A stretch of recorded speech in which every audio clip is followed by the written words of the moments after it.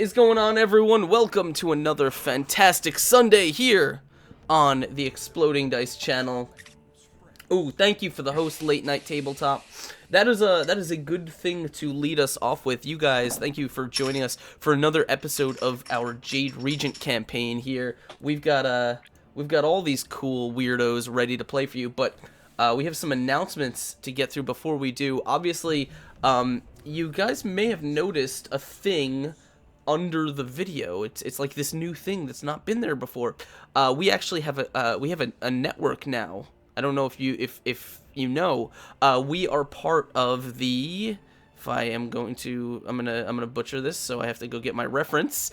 We are part of the Tabletop Gaming Network on Twitch, which means we are supported and we support a whole team of all kinds of other awesome people, board game streamers and D&D streamers and all kinds of other stuff. So absolutely go check out all of their channels: Late Night Tabletop, Crit Camp, Henley, Saving Throw Show, and all those guys are on there with us. So it is a grand old time.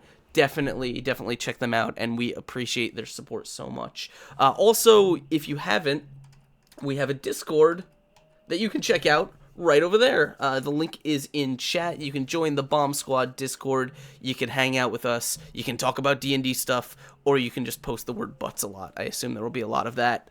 It's your number one place besides Twitter to keep up with everything. We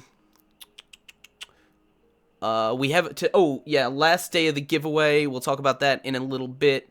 And I think that's all we're gonna go over for just this particular second.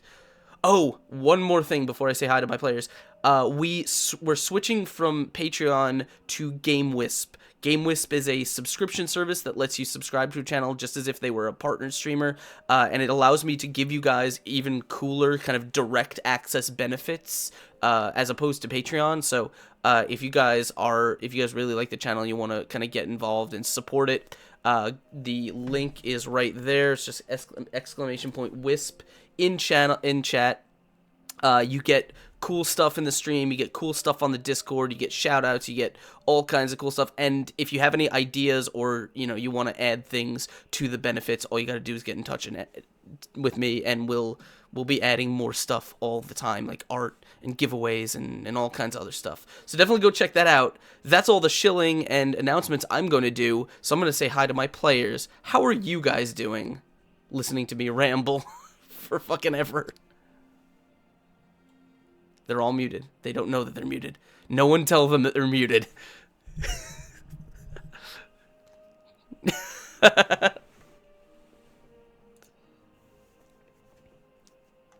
Self-incrimination.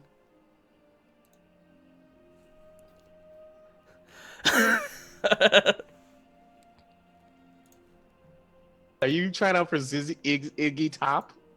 Yeah. ZZ Top. It's almost. I'm trying to get it the same length. I got a little spot back here that's still trying to grow out. What is Rebecca? It's like one spot. He's like this little millimeter isn't growing. I need to. Yeah, it's right there. It's right at the back. It's behind What is this Rebecca part. saying about all this? Oh, she hates it. Oh my god. So why don't you guys tell us a little bit about who you are and who you're going to be playing today before we dive into the game, and we'll start with. I don't know. Is he looking emo to anyone except me? Who? Trendane. He looks so dejected. No. I think he was drooling over stormtroopers. No, that was before we went live. Oh, okay. Maybe he Right was now. fantasizing about Is it the shiny plastic?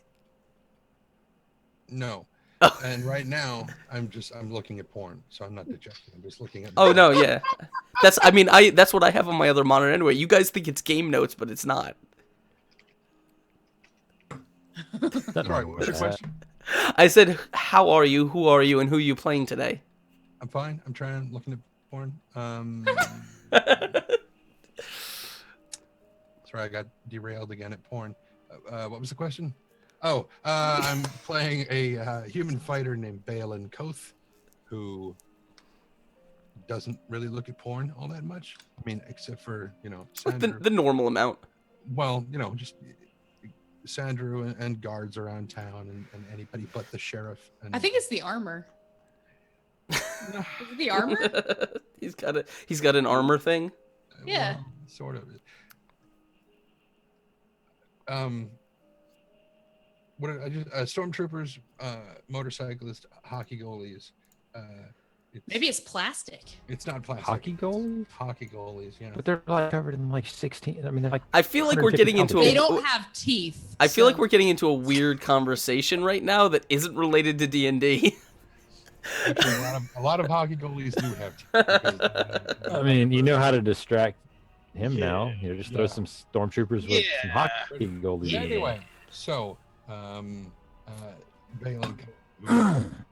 trying to figure out what to do with the rest of his life, and I mean, more or less, he's starting to figure it out a little bit, and we'll see how that goes once we get done with this thing that we're doing, like hunting. Mhm. Yeah. By the way, just Adam, go. Trent, I don't know if you did. Just bump up your volume a little bit if you can. If not, I'll figure out a way to do it. I did. Okay. I'll do it tomorrow. Bump it up. Yeah, you're just a little bit soft. What about you, But he's Lycon dead. / Chris? I'm hanging out, twirling my beard. Who are you playing today? I think we should all switch characters today. Yeah, it's one of those episodes, right? The episodes of No, every that one- every I'm playing. every TV show where they all switch bodies so they can act like each other. So does that mean I get to throw dead things at you? At who? At Lycon? Well, no, at anybody. If I was Lycon, I would get to throw dead things at people. You are never gonna let that go, are you? No. You really? I would. Never I mind. hold on to things. See, I already let it go because I have no idea what the hell she's talking about. I don't either. I don't Okay. really throw dead things at people. Okay.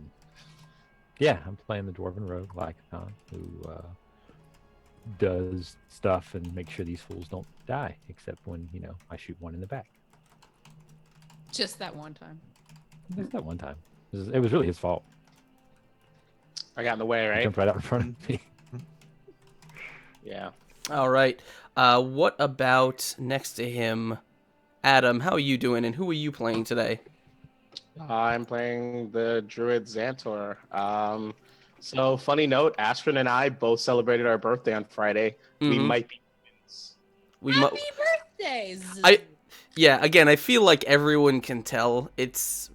I mean, Yeah. basically the same face. We are like if there was no names, probably no one would be able to tell who's who. The Yeah. only way I can tell you guys apart is I know that Xantor's always. Wait. Nope, it's around. No, man. If I move the cameras around, it'll be a fucking mystery. Who are you playing yeah. today, man? That thing. Who, me? Yes, you. Oh, already I'll be said. playing Xantor, the Druid. He didn't catch it. It's fine. That's all right. I mean, he Because thought nobody cares. no, it's because he thought he was talking, so he Yeah. confused himself with me. Yes. He was like inner monologue. Yeah. So yeah, I'll be playing Xantor, the Druid. Yeah. Awesome. I got- Go to Ashley. Ashley, hi. Hi, I'm Ashley. I am playing Kismet. She's a mage and Call that playing. only likes to hit children, apparently. Who doesn't really? Yeah, it's makes sense. And Because I Ashley was only likes to hit children. speaking of children, I was babysitting 5 of them last week, so I need caught up. What a coincidence. So was I. See? I see. I see what you did there. So also we have another player. He is dead at the moment, but he may be back. He may be alive in the future. We don't know. So that is Josh. Okay, so You'd have before felt like a dick if you really did die. as we Man. before we jump back into our campaign and get a recap going, I will remind people we have a couple things that are ending very, very soon because like the end of the month is coming up in 2 days. First, of course, is exclamation point giveaway, where you can win yourself a brand new D&D 5th edition player's handbook, as well as a set of dice to go with it. It's everything you need to get started playing D&D, or, you know, just have your own book and don't have to share with people. So that is right there. The link is in chat. All you got to do is hit that up, and if you're already a follower on Twitch and Twitter, then you've got entries just waiting for you for free, so go do it. The second thing is that if you look up above me, we have our crazy, ridiculous donation goal is almost about, it's like not that far. We're like $50 off hitting $450 for the month of February, where if we do, we're already doing March mostly in various costumes. We're already doing some other stuff, but there's a crazy awesome party stream coming if we can manage to hit that goal. So how can you help that? Well, all you got to do is, there's a big donation banner down below. It gives you ways that you can interact with the game, help our players out, and help them create awesome stories. It's just a really cool way to support the game, and we would love to party with you guys. So definitely if you're interested, make some of that happen. And last but not least, as you can see above me or somewhere on there, there is a big Sirenscape on the screen. So Sirenscape supports us, and they give us all the cool music and sounds that will be gracing us this evening as we take on the hag in the woods, which is, I think, going to lead us into our recap. So where are we? Let's turn this down a little bit. Well, I'm in California. Yeah, that makes sense. What does that mean? What does that mean? I don't know. So, all right. So as we get into things, let's go ahead and do our recap. If you haven't already, please hit that retweet link. By the way, it's just in chat. Tell everyone you're hanging out with us, because we are in the middle of the Tickwood. The party, if you recall, at the beginning of last session was split up. The forest had divided them, with Kismet and Xantor being split off from the group, finding a path leading deeper into the woods, whereas Lycon, Zachnafine, Balin, and Gregan, their Inquisitor companion, all got lost deep in the shifting, changing woods. The fighting arm of the group, the kind of melee-heavy end, they got assaulted by redcaps, brutal fae in blood-stained cloth hats that hacked and chopped at their legs, things that seemed to have been sent at them from the witch that governed the forest itself, the hag that rules over this wood that shifts and twists and confuses the ability to track through it. However, as they were fighting, Xantor and Kismet made their way down the path as the forest seemed to open up to them, and they found not fae that had been sent to harass them or murder them or kind of drive them away. They actually found a clearing where in the center of the clearing a wooden hut was placed. This wooden hut, actually from it emerged something you did not expect. The voice that called out from you was that of a shriveled and evil-sounding hag woman. She pressed you on your business, your quest in the forest, and what you sought to achieve. I'm waiting for Ashley to put her headphones back on. And so as the voice pressed you, Xantor answered, stating the truth of your quest. And what came out of the hut was not a hag, but a woman, a female, an elf woman that seemed to be some sort of witch or druid, who told you that she tended this forest, that this was her domain. And as you entered her house and spoke with her, you learned that it was true that she actually had been, wed to the human Gregan, but she had not been murdered. Rather than commit to him, rather than kind of bind herself to him and flee her lands to go move across the ocean to Cheliax, she decided instead to concoct the rumor of the Tickwood hag, use it to disguise her death and live a solitary life where she helped the farmers and peasants with her potions and magics. And this secret she entrusted to both of you on the grounds that you would keep it. However, Xantor very well knew that the men that were seeking her den, Gregan and Balin and Zachnafine and Lycon, all were driven by the knowledge that she was in fact an evil hag, and that they swore revenge. And you devised a plan, hopefully, to trick them, to convince them that they had killed the hag, while she would escape and continue to live her solitary life, whereas Gregan could be given his revenge, as it were, satiated, and all could possibly be restored. However, this plan was not really communicated to the group, as the fighters were all led in. They tracked through the wilderness for many, many hours, where they eventually regrouped with Xantor and Kismet, and then they found their way to a clearing. And on the opposite side of the clearing, this large, kind of ugly, brutish-looking forest hag is standing, snarling and hungry for blood. And you guys are all waiting with swords drawn to kill her. And as we lay that kind of foundation, that is where we're going to swing back into things. So let me bring you guys to the map right over here. This is There it. was also a point where Xantor tried to pull Balin aside and tell him what was actually going to happen, and it very quickly became evident that that plan was not going to work. Yeah, so we'll probably retouch on that at the beginning of this session. Just to, if you want to restate that stuff. So as we're getting into it, remember we've already rolled initiative, so you guys are basically just waiting for combat to start. If you guys are hanging out with us, I will remind you, you can of course use that donation link to give players inspiration. You can help them out with other things.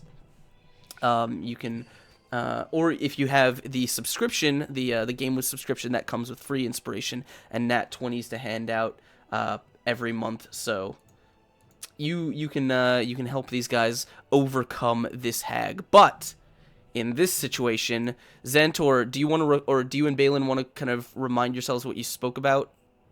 Yeah. So I started to tell Balin that the that the hag was not really dead, and that she had separated to get away from her husband because her husband was not listening to her, and that it was all just a big misunderstanding. And then Balin just took it as that's horrible. How would you fake your own death?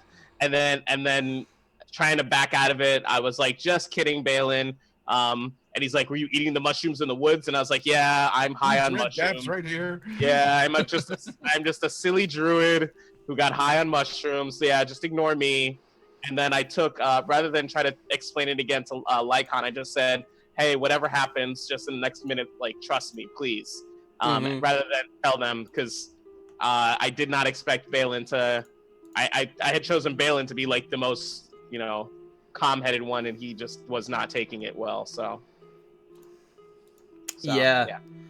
It was a very, very tense and rather confusing exchange. But you guys have emerged into this clearing, and the hag is standing opposite you. You know, of course, that Gregan, who you can see on the map, he's now with you. He is basically, he's just standing there, gripping his blade, staring intently at this creature, and you can see he is transfixed on it. He it's almost, when you were walking into this clearing, it was almost as if the forest was just sort of opening up to you, and you see that he's sort of accepted that with your help he has found this thing. And as he's gripping his sword and his shield in the other hand, he says, "The beast finally shows itself. It seeks to make a meal out of all of us. But we will leave with its head this day. Are you with me, friends?" Yeah, let's go kill that evil hag. That Yeah. crazy, horrible hag. All right. And Bismuth isn't that bad. the hag is just standing there, sort of at the other end of the clearing. Just kind of, it's very tall. You can see it kind of, its shoulders heave with its kind of but it's not making any aggressive moves just yet. Is this the legit hag, or is this like my child abandoning mother? You never met your mother. You saw the woman. You went into her house. She was an elven woman. So you're not exactly sure how old she was. She did have her hair was very kind of dark and matted, but you do recall like kind of a little bit of it peeked out from under the sort of the bandana that she wore. She didn't. I mean, you don't really. She looked like a witch. Like a forest witch. You've never met this woman before. We asked her about like her Ashley's parents, and she said she knew nothing of it. That's what an abandoning parent would say. Yeah. Right. Yeah. Okay. Yeah. She did tell you that she didn't know of any parents that gave up their children. But she did say, like, I don't know if she told you. We'll assume that she did. She probably mentioned that when she left Gregan, she was pregnant with a child, but that was a long time ago.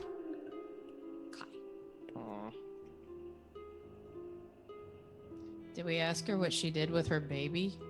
Not really. You didn't pry into that. You you mostly kind of were. Do you ask people what they do with their babies? Yeah. I mean, would she do eat it? Well, Do she you would- I ask thought they people, tied them into sacks and chucked them in rivers. do you ask people that you know that might have been pregnant what they do with their babies? If they abandoned their husband and walked out into the woods to live alone. Okay, Ashley, like, you know the secret, like, you were there with the conversation, so for player knowledge sake, you agreed with this, that this is okay. She didn't abandon her husband, she just didn't want to move away, so she faked her own death. Also, you wouldn't inquire about someone whether or not they had a baby or not, like, what they did with their baby. You just, that's rude. Unless you think you might have been said baby. Yeah, unless you think, but I think that would have come up in our conversation. I don't remember. Well, she wasn't there, and I didn't want to speak on Ashley's behalf. So we'll say that you were mostly sort of hurried through your conversation, because she was, It's your mom. she wanted to.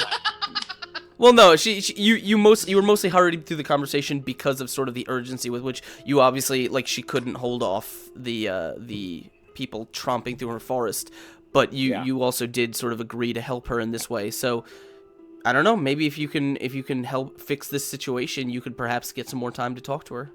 Yeah, you don't want to murder your mom, Ashley. Or her dad. Okay. So anyway, you guys, we are technically in initiative order. We did roll some initiative last week. However, there's, It's gone. no initiative listed in the tracker except for Dragon. Oh, okay. I don't know how I can redo it. Basically, Gregan is first. No, wait, that's him. Gregan is first with an 18. You know what? Roll Yeah, it. let's just re-roll it. Yay. Remember to touch yourself.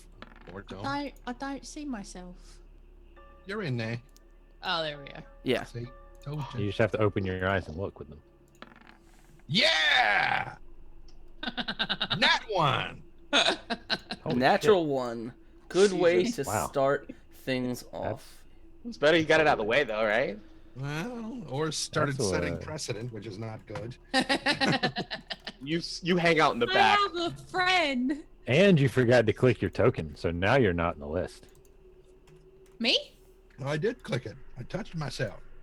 Well, you're not there, so you got a 2. Let me put on some music for this. Oh, you guys got to work on your dice. How did none of you break 10?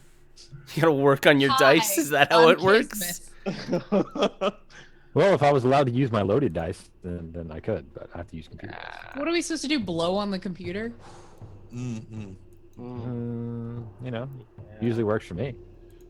There are stormtroopers. All right. No. Mm-mm. Zachnafine has not, so we'll add him at 0. And then she is going to roll a dice here.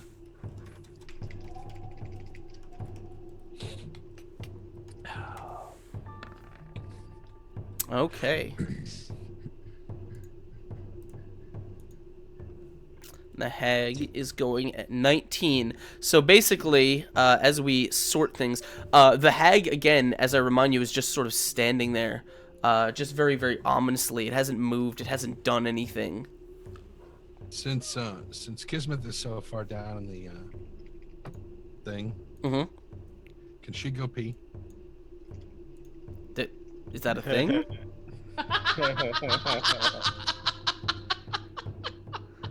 She said she has to go pee already. Yeah, all we got She was drinking an abyss. Jade, I love me so much right now. So, I mean, yeah, you're welcome to. What about you guys? What do you guys want to do? I don't have to pee. Okay. Like, I mean, I We do got it that a out of little the way. Fight. So, I mean, basically, the hag looks like she's waiting for you to make a move. Well, first would be Xantor. Xantor, you're up first. I'm gonna look at the hag down the field. I'm gonna hold my action until I see what Gregane does, because Okay. I know that this is like set up and fake, and I don't wanna. I will react and see how the rest of the party reacts, and then act in kind. Okay. So Xantor is going to hold his turn. Gregane is just going to he's just going to start marching across the field, and we'll say he'll get to about the center with his blade drawn, and as he does, he's just walking very slowly. He says, "For 22 years, I've sought this moment." You allergic to vengeance? What the hell's going on? Yeah, that's pretty. Should have totally been in character. And he looks back and goes, "Grr." And as he does, as he just grimaces at this person, he's going to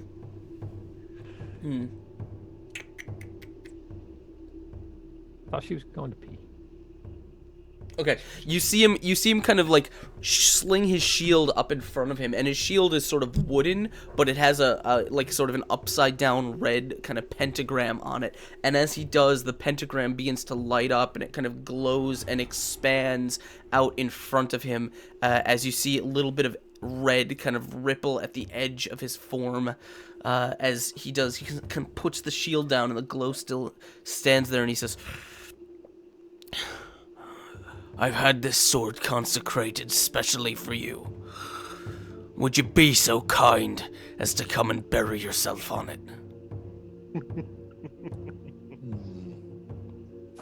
And he kind of like shoots a glance back at you guys, almost sort of expecting you guys to kind of back him up.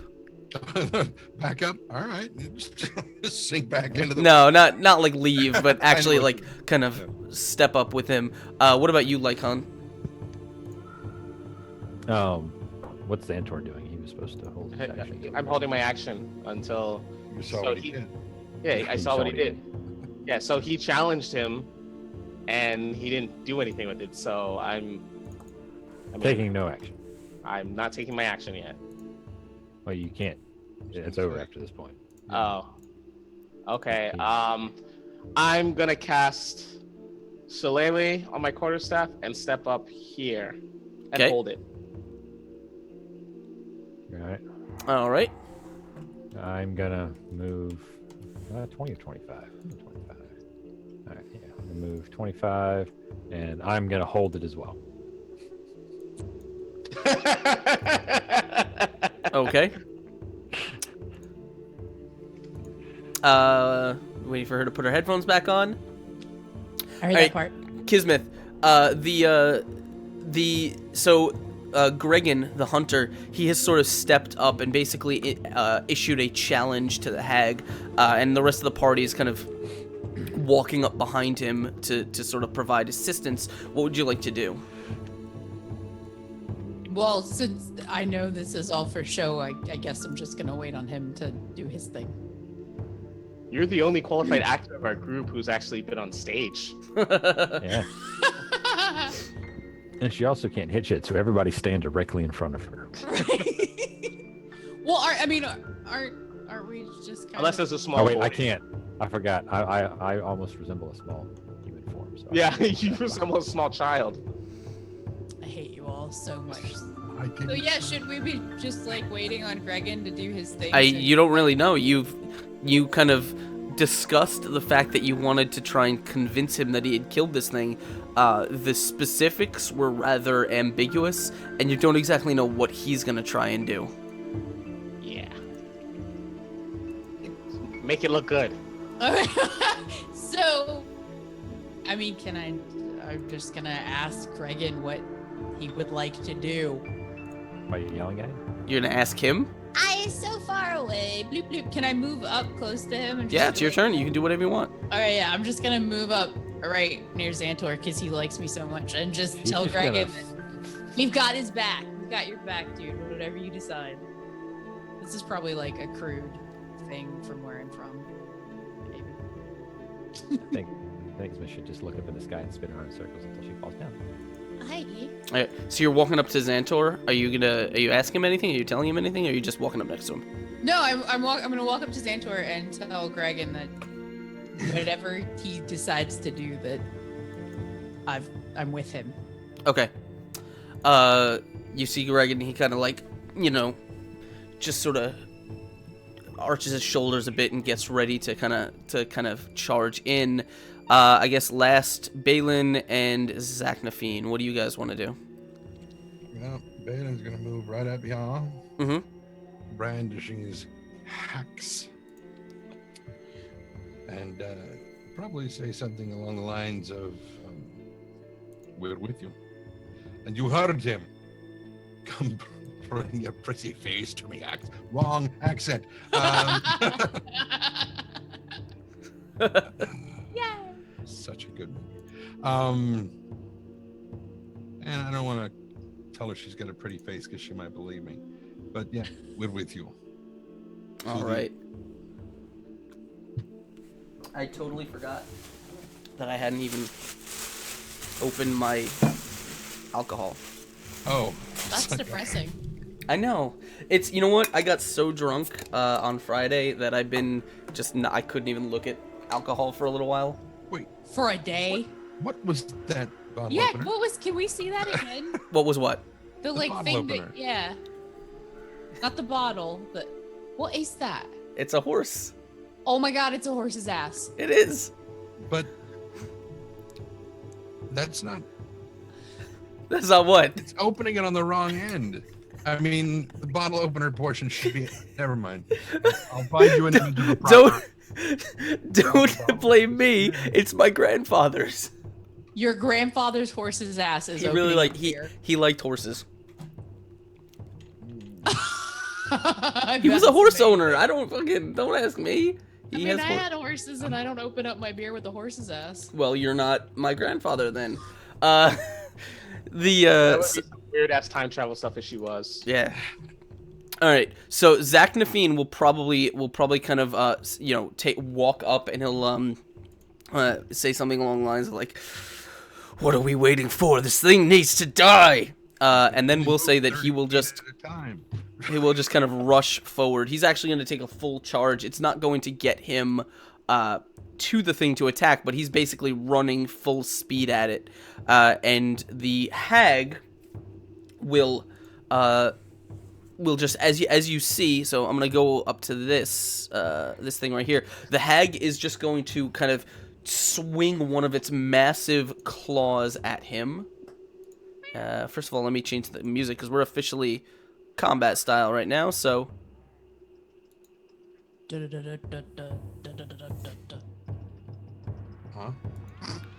Where's my Sorry. combat music? Yeah, I had to put the combat music on. Are you guys not hearing combat music? Remember, Oh yeah, you're not. I have music. I'll turn all the way down. But for me, Okay. since I'm old, it's Okay, so let me just play with this a little bit. Whoa. There we Oh. go. So she's gonna swing one of her massive claws at him, and it is going to be a 23 against him. And as she does, you see the claw kind of begin to glow with a green energy as it smashes into him, and it just kind of sends him sprawling backwards. This hag is, by the way, is actually fairly large, so I'm gonna make it a little bit bigger. But he's just sent sprawling backwards like a few feet as he took the hit on his shield, but it definitely sends him off balance. And the hag kind of will turn, and she says,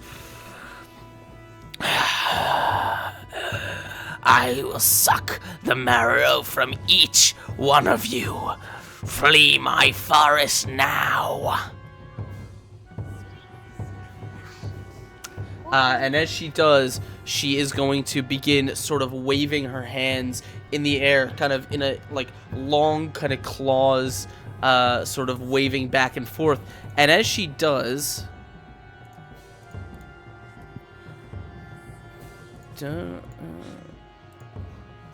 this around you guys, sort of you see kind of emerging from the trees and the rocks and the things that sort of inhabit this clearing with you guys, this sort of green smoky light or wisps of mist or light emanates, and it just begins sort of slowly circling around the grove.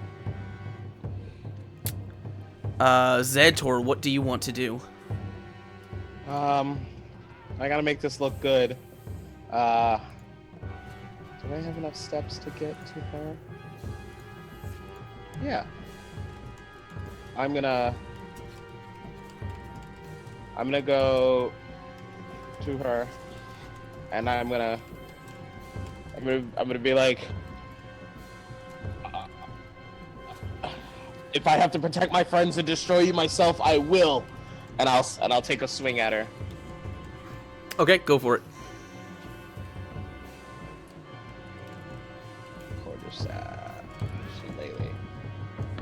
Shalalu. Shalalala. By the way, if you're in chat, let me know how the music is, if it's too loud, if it's too soft, this and that. An 8 is, of course, not going to hit as you kind of bring the thing down, and she'll just kind of stop it with one of her hands, one of her kind of big meaty claws. She's too strong, guys. We can't stop her. Gregan will kind of rush up behind you, and he says, "There's enough of us here. We can cut her down." And he is going to rush up, and he will roll an attack with his sword. That is going to be a 23, which will definitely hit. And as he does, he's just going to kind of jam his sword into the kind of the side of this thing. You actually see the blade kind of puncture, and the hag itself stumbles for a bit as his blade is buried almost almost the entire way into this creature's side. You got her on the run. She's on the ropes now. All right. So he is stabbing this thing, kind of using his shield to kind of brace against her and protect from her claw attacks. Lycon, what would you like to do? Because I just remembered I had it, I'm gonna make use of my ring of jumping. Oh yes. And if I read this right, I should be able to run 10 feet and then land right about Now, there. Funk Soul I can't. brother. How do I was click gonna say these things? Where's the clicky thing that I can show you where I'm clicking? You just hold. You click and hold. Right there. So I was reading something. So what do you got? What are you doing over there? His ring of humping.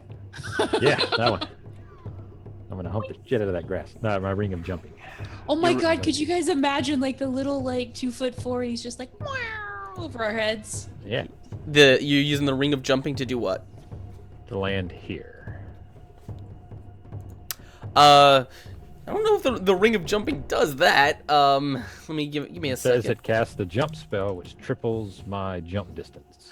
Oh, okay. Sorry, I was thinking of the other. Okay, yeah. So let me check. So yeah, you can. We'll say you can do it. Yeah, you kind of conjure the power from this ring, and your feet just feel incredibly light. As a dwarf goes flying through the air. Without even having been tossed. I know. I bet Imagine that if was we try like that next time. hardcore graceful. However, it is not a ring of landing, and so you. Wham! Face first. I'm out for the count. And that is actually all I'm going to do this turn. You're just gonna jump over everybody's heads. Yeah, well, I'm waiting on Xantor. He said to follow his lead, so. Yeah. Okay, so you just kind of, as this ring it kind of conjures around you, you just kind of hunker down and you take a leap, and you watch as Lycon sails through the air, kind of his feet sort of kicking a little bit as he comes down, not as hard as you expected. Like it's you sort of kind of get a running landing as you kind of skid to a stop in the space that you're in. You're kind of looking around. You still have that was a movement, I believe. You still have an attack action if you'd like. Yes, but I am not going to take it this turn. Okay. Huh. All right. And welcome to Skogalas for following. Welcome to the madness, my friend. Thank you for joining us. Drink Or in your jumping to the honor. wind. We're like crazy close to our 1250 follower goal, Nice. which is ridiculous. So we got to figure out something we're going to do. We're probably going to give away one of those awesome dice vaults when we do, and we hit that. Okay. Wormwood. Wormwood Gaming. The best damn gaming company. I don't know why I went pirate with that, but Yar. yeah. Okay, so Lycon lands there. Kismet, you're still in the back. Okay, so I'm going to move up. I was trying to. How far can I move? Whatever. It's whatever's listed as your speed on your character sheet. Okay. Alright, well, so I'm gonna go up to here-ish. And then can I shoot my crossbow at her? Yeah. I mean, there's a high chance that I'll miss and make it look like, oh no. Don't worry, Xantor. I'm sure you'll be fine. All right. Give me 1 second. Oh God. I didn't think that went through.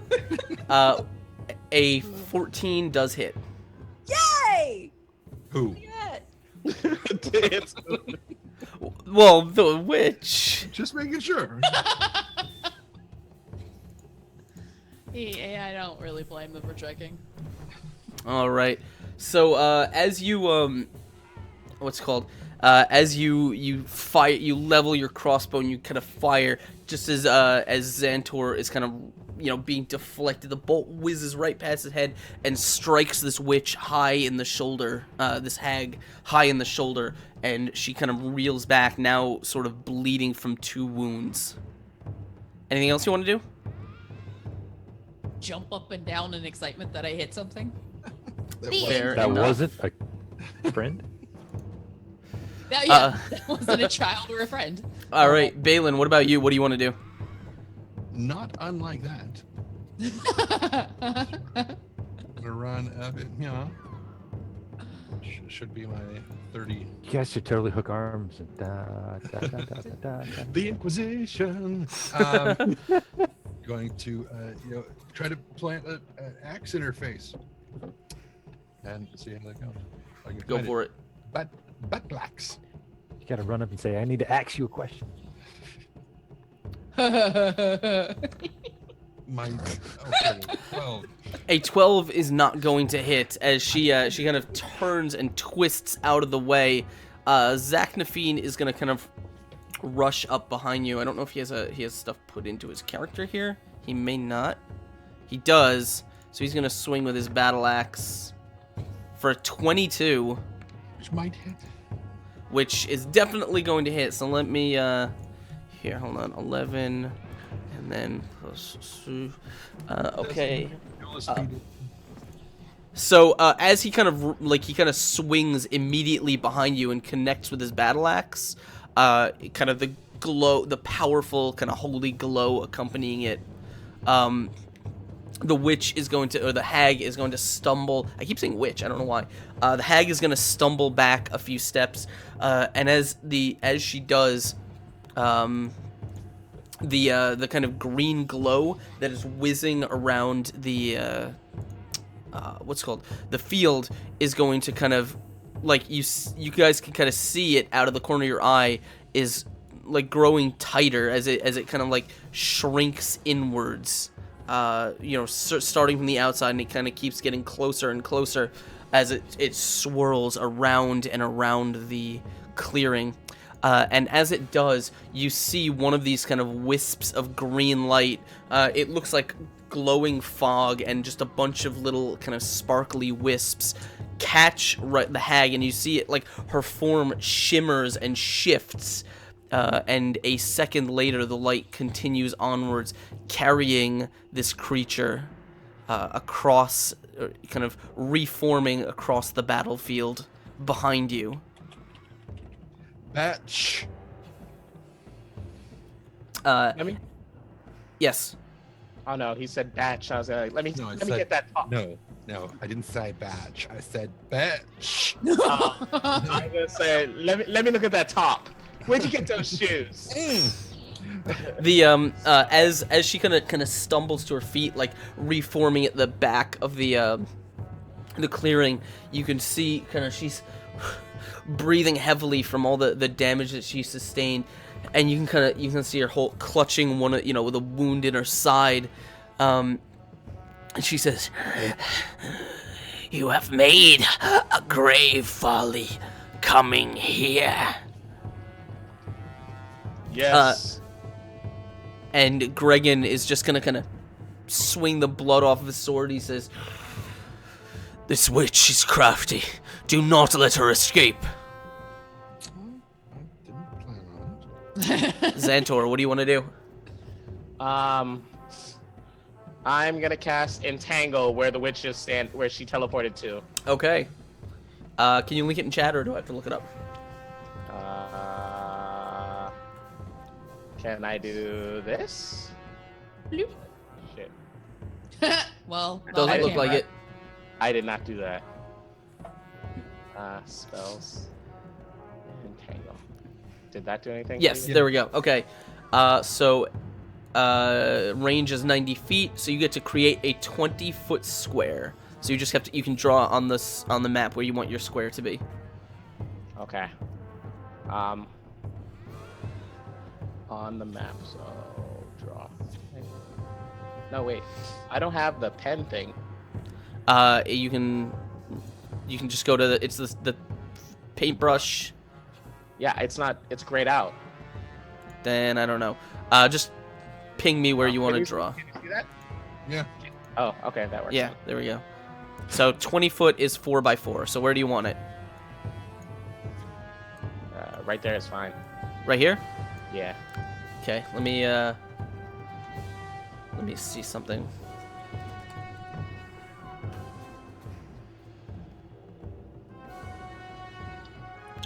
And then I want to yell, "It looks like it's getting a little sticky in here."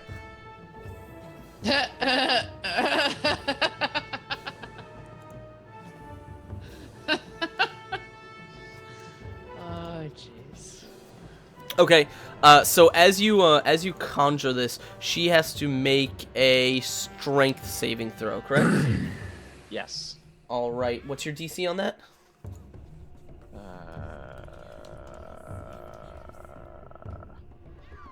my DC. Spell save DC, right? Yes. Yes. 13. Okay. She does not make it. So as the hag kind of emerges out of the out of this wisp of light, you quickly turn around and like lash forward with your hand, and as you kind of reach out to the earth, you can feel sort of the magic in this enchanted wood, and you tap into it as you pull towards yourself, and all of a sudden these roots just sprout out of the ground and begin kind of lashing around, and you can see they kind of wrap around her ankles, kind of binding her in place as she attempts to move. Seems like cat caught your tongue and your feet. Oh my god. Gregan will kind of nod as he sees this happening. He says, "Good, good." And he is just going to kind of drop his shield. He's still glowing kind of red, but he's just going to kind of slowly stride across this this thing, and Oh, fuck. I'm trying to read. So it says a creature in the area when you cast the spell. It looks like he can actually walk into the area afterwards. Yes. Yeah. Okay, so then he is going to do that. He's going to stride into the area and make himself a melee attack. Oh, the wrong way. Let me just My check bad. what I didn't mean to cough in your ear. happened. Yeah, okay. 18. As he kind of, once again, he kind of like, with a chop, he kind of buries the sword into the, into the shoulder and collarbone of this hag as he kind of drives it downwards, and you see the hag almost drops to the floor, a huge kind of the blade just piercing downwards through its flesh as one of its arms is dangling, and it kind of roll me. I need everyone to roll me a perception check, please. Oh, goody.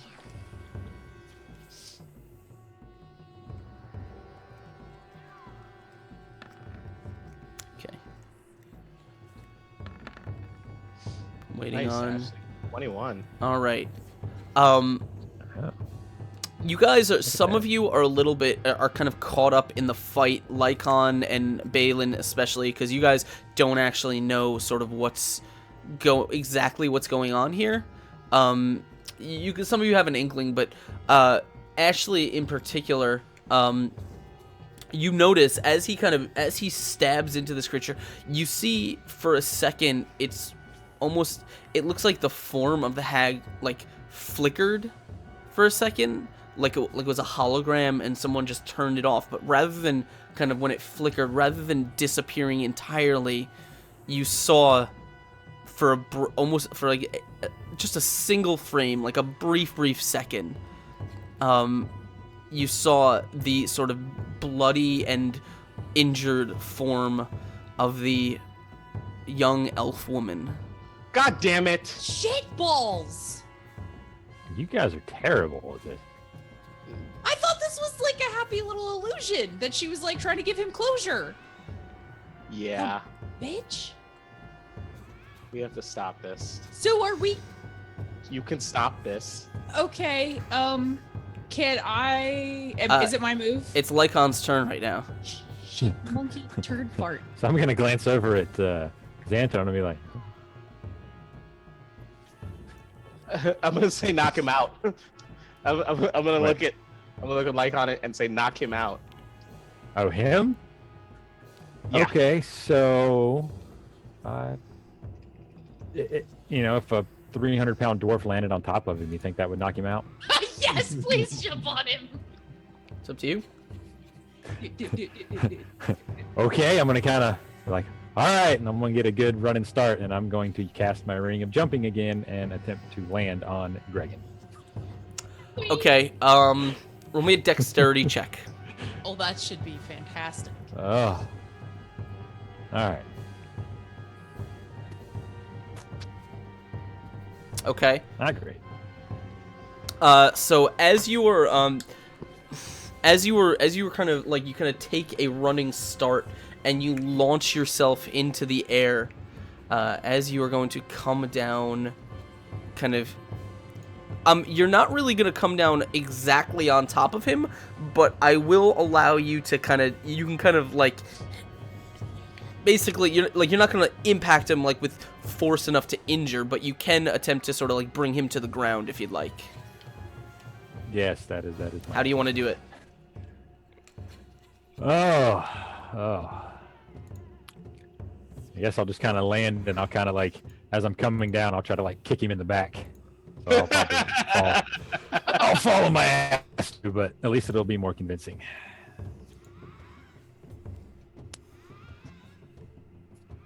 All right. So you launch yourself across the field, and as you do, you just manage to as you're landing, you just manage to kind of throw your feet out in front of you and kind of like give him a shove from behind, and he kind of tumbles forward, like losing his grip on the sword that is kind of stuck into this creature. And as he kind of like puts his hand on the ground, he kind of recovers his balance.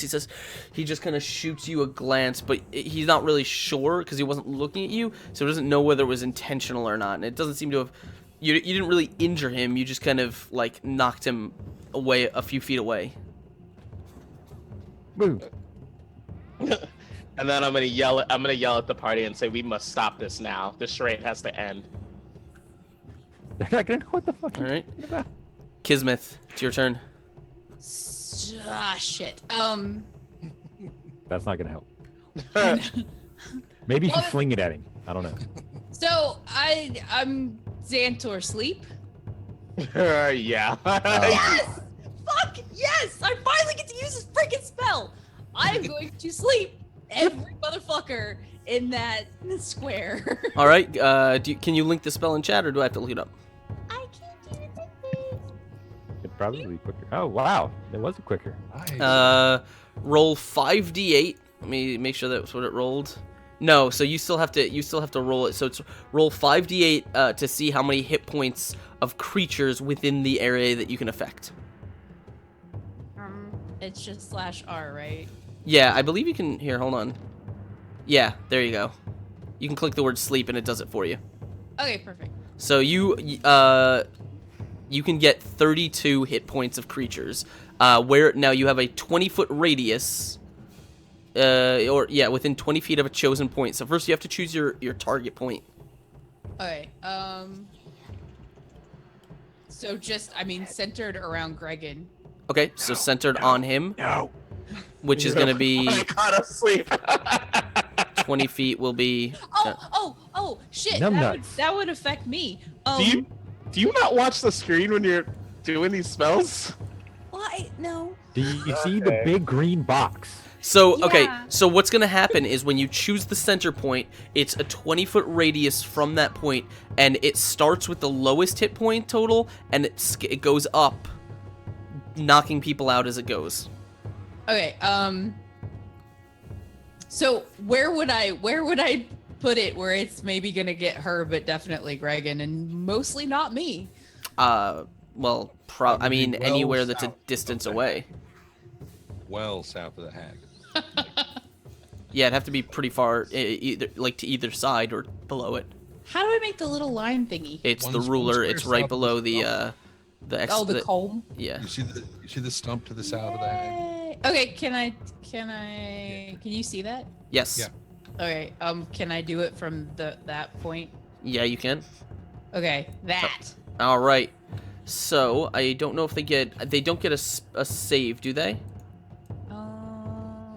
Undead creatures are immune. Yeah, it doesn't say they get a save against it. Okay, cool. Then so you begin conjuring, and as you kind of focus your energy, you kind of you pour a little bit of like a package of sand into your hands, and as you kind of intone the spell words, you just blow the sand, and it's caught by the wind, just sort of swirling in almost like a shining cloud. And as it does, the first target that it's going to put to sleep is definitely the woman. She's going to be knocked out almost instantly. So let me put a marker on her for sleeping. Night night. And So, quick question before Yes. you get to Gregan. Is he still looking at me? not really. He only kind of glanced at you for a second. Why? Just assuming that when she passes out, her illusion is going to also Yeah, vanish. that's what I was thinking. Yeah. Oh, so I just killed her? No. No. He will see her if he is not looking at me. That's why I was just asking if he was still. I mean, focused on me. not really. He's more. I mean, he would basically see you, kind of give you an angry glance, and then immediately begin reaching for his sword. Okay. Just curious. All right. So she is going to take how many? One. How many does she have? Okay. Okay. Yeah, they're both going to be knocked out. Yay! I did a thing. All right. Are we out of combat? So as soon as like Gregan, you see him kind of reach for his sword, which is still kind of actually buried in the side of this hag, and he pulls it out. He's gonna kind of like almost as if he's gonna strike again, and you see him just kind of like wobble a little bit, and then just slowly kind of just land in this kind of the soft dirt and the embrace of the vines below him. She is also going to pass out, and with that, I mean, we can drop out of initiative order. I'm gonna run up. I'm gonna run up and cast Cure Wounds on her. Okay, give me 1 second.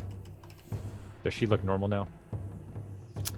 1 second. 1 second. 1 second. No. No.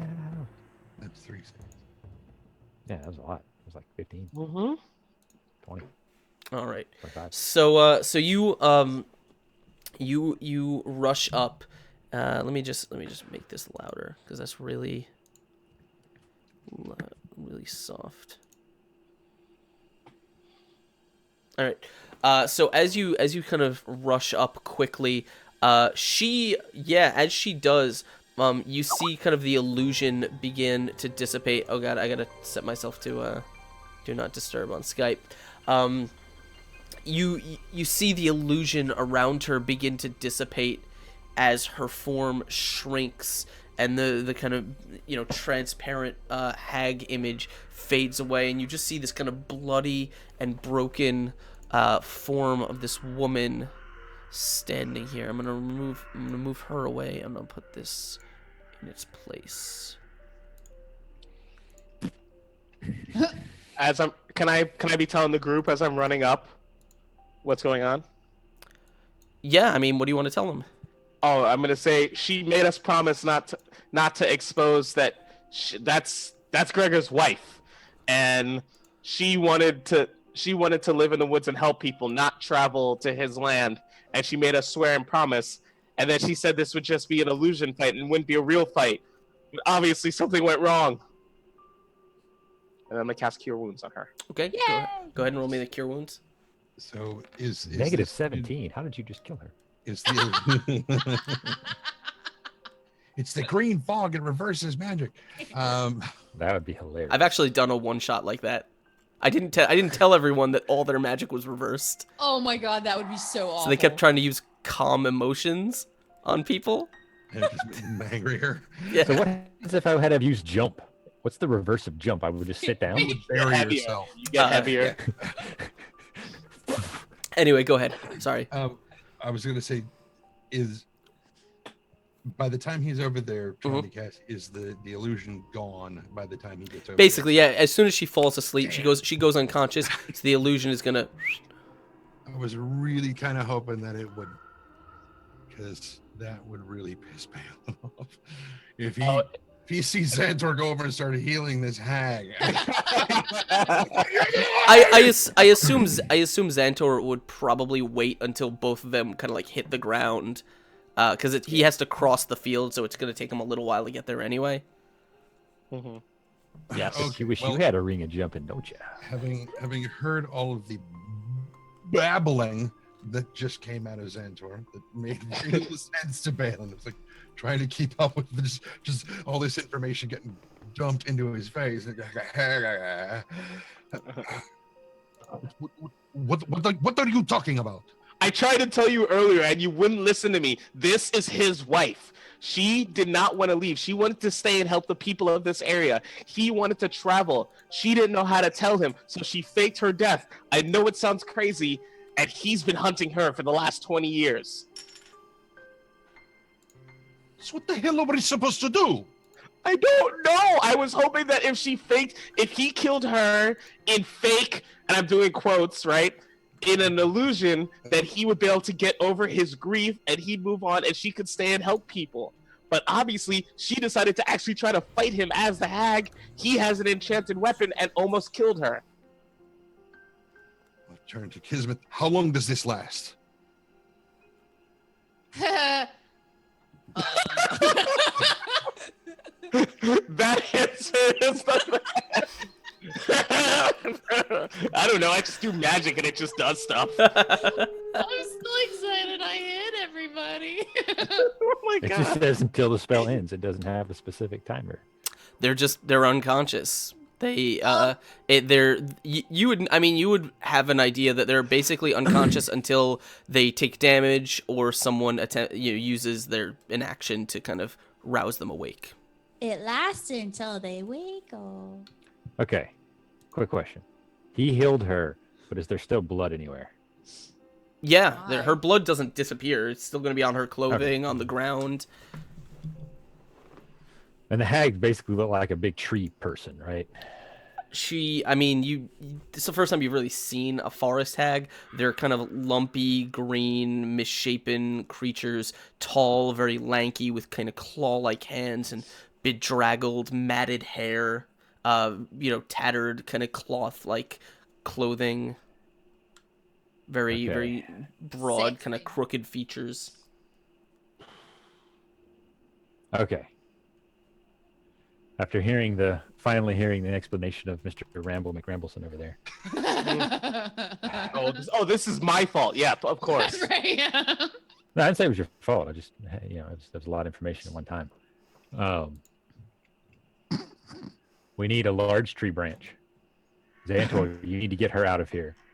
We're going to cast a fireball or some type of fire in the spot where she was. We're going to put some of her blood on the stick, leave it there, and tell him that the hag cast some type of sleep spell, but Kismet was able to incinerate her with a blast from the fire. That'll work. What good is this stick going to do? Yeah, is that like... That's what's left of her. That's what's left of her. That's She's what's not left. made of wood. What good is a stick going to do? She looked like she said- made out. Yeah, that's what she looked like.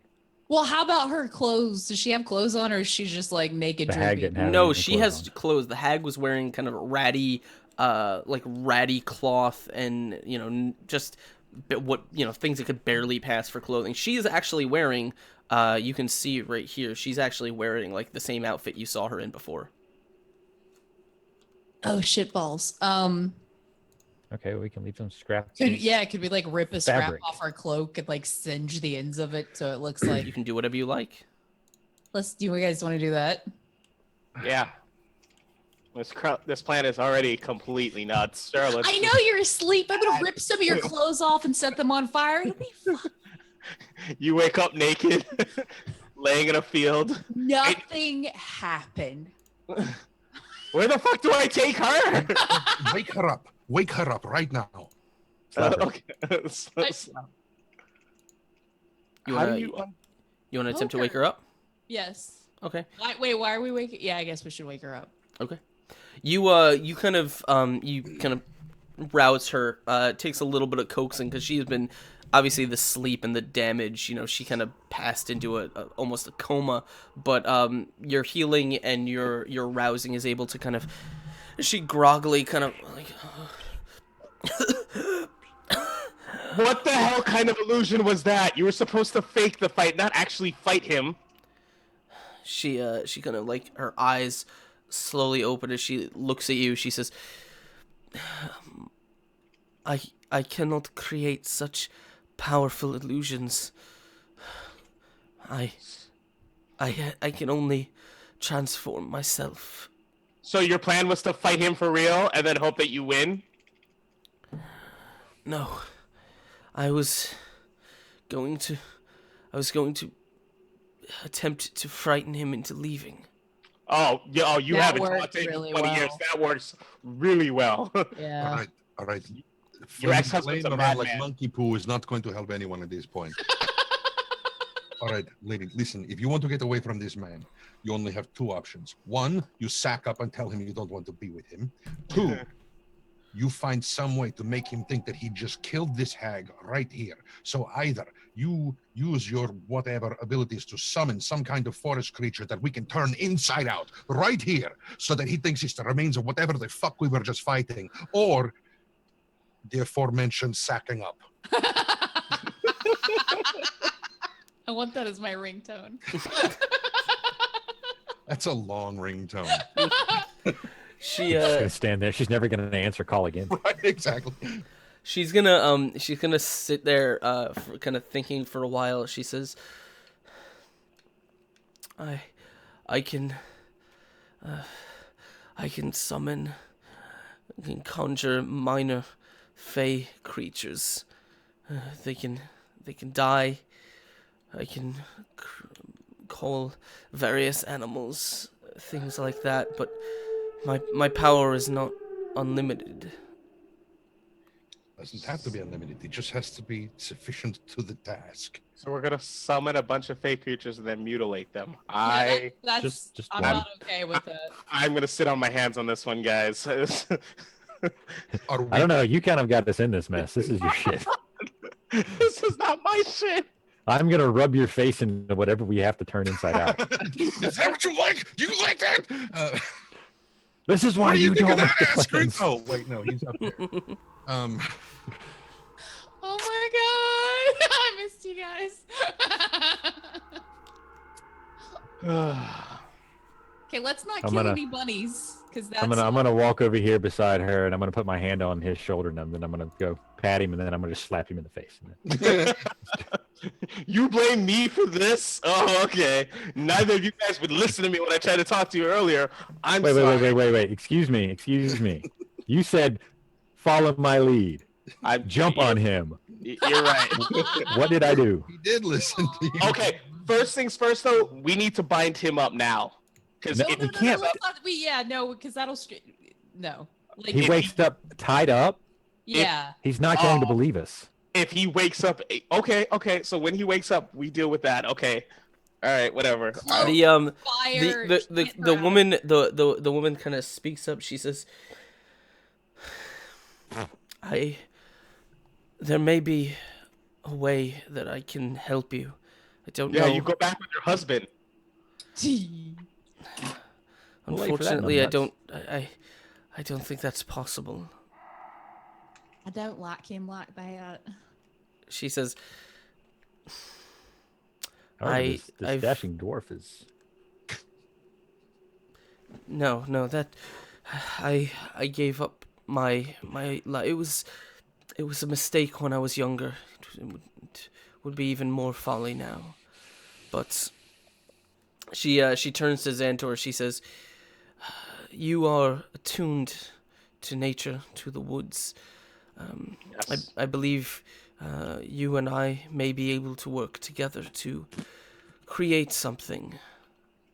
Sure. Not bunnies. She's gonna kind of like reach out her hand. She says, "I need you to take my hands and trust me." Yeah. Okay. Sure. She says, "While this is happening, do any of you, would any of you perhaps be able to,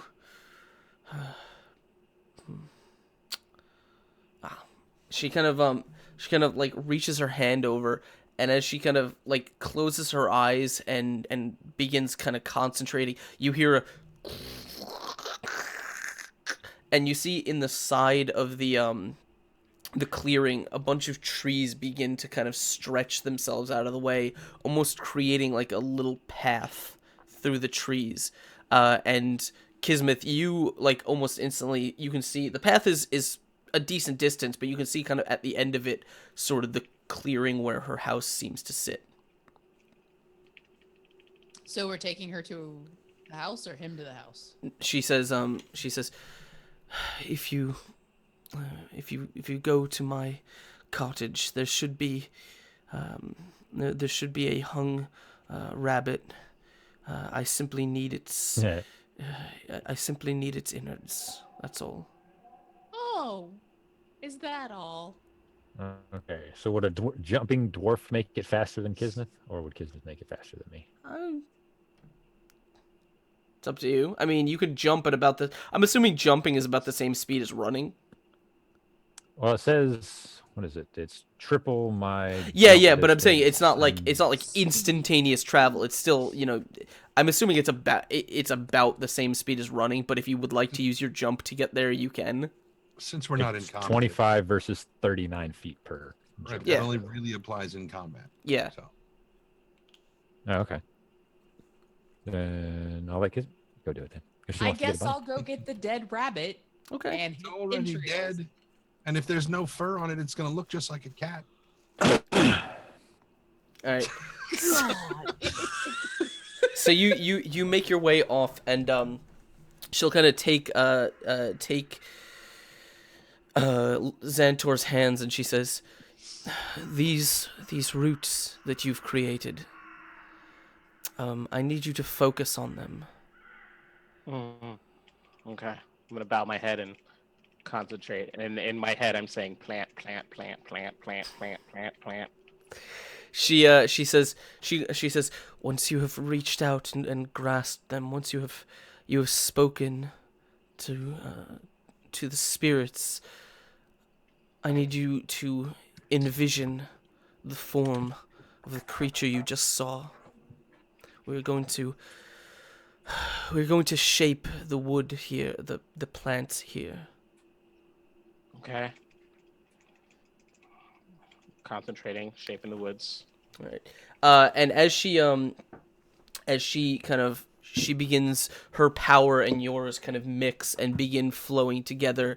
You feel almost as if you're reaching out to these roots, but you're almost being guided a little bit.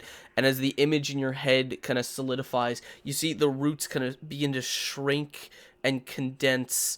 And almost like with her power and your power together, you're basically like she kind of helps you shape the trees, the bark and stuff into.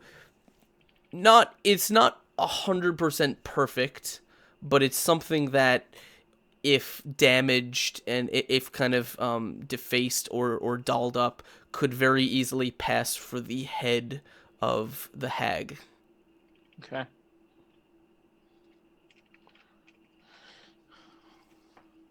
What do we do with it?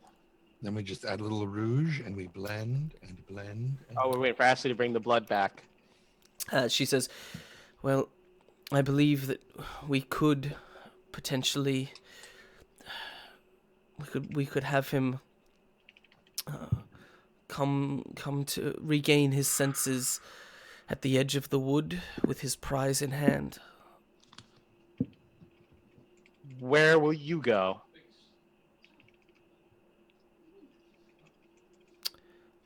Where should I go? This is my home.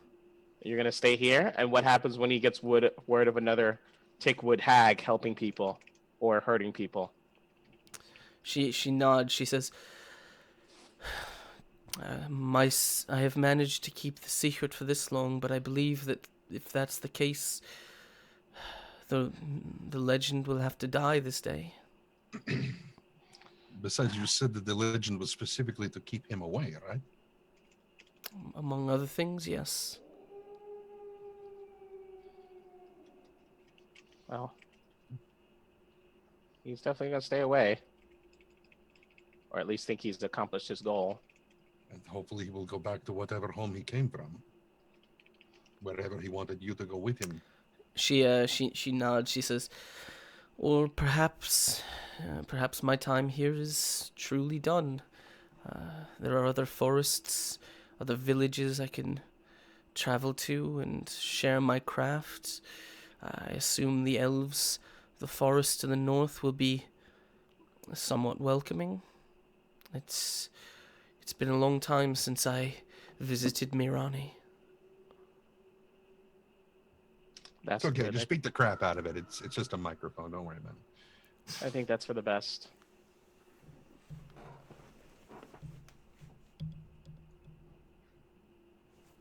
Either she is much smaller than I thought, or that is a gigantic mug.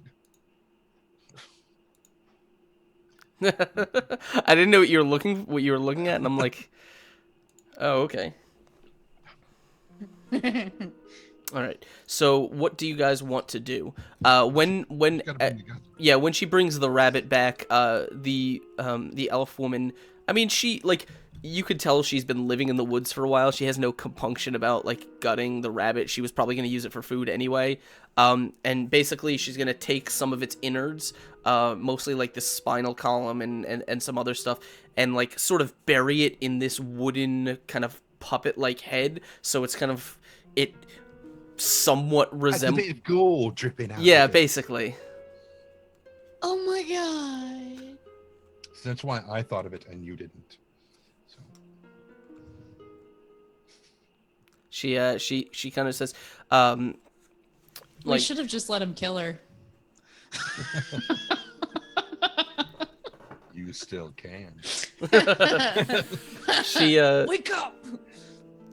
what's it called? She kind of says, I can have him delivered safely to the edge of the woods, unless you would prefer to do it yourself. I think this works better if we do it. Very well. In that case, my home is just over there.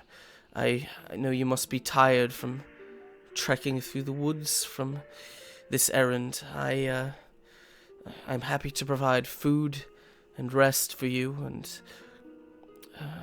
send you on your way. Sleep this whole time, Sorry, say that again? and you would keep him asleep this entire time. It would be fairly simple to transport him. My affinity with this wood is strong. Selfish bitch.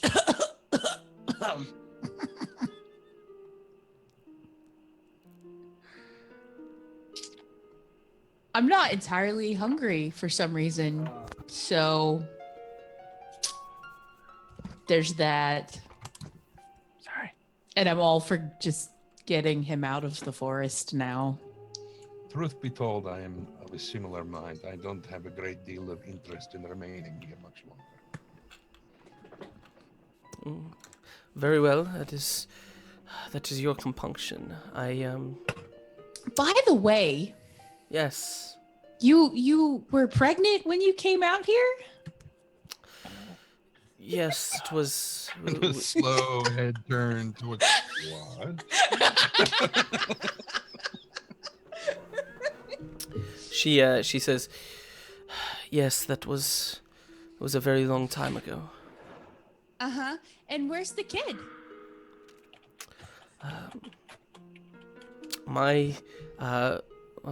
There was a child, but I. Ate it. No, of course not. Just checking. I was not. I was rather younger than I was these days, and I was not in the mindset to raise a child. I sent it off with a friend, a priest. For education, for adoption, such things. I'm gonna lean in and whisper into the hag's ear, and I'm be like, "You shouldn't say anything. She thinks you're her mom."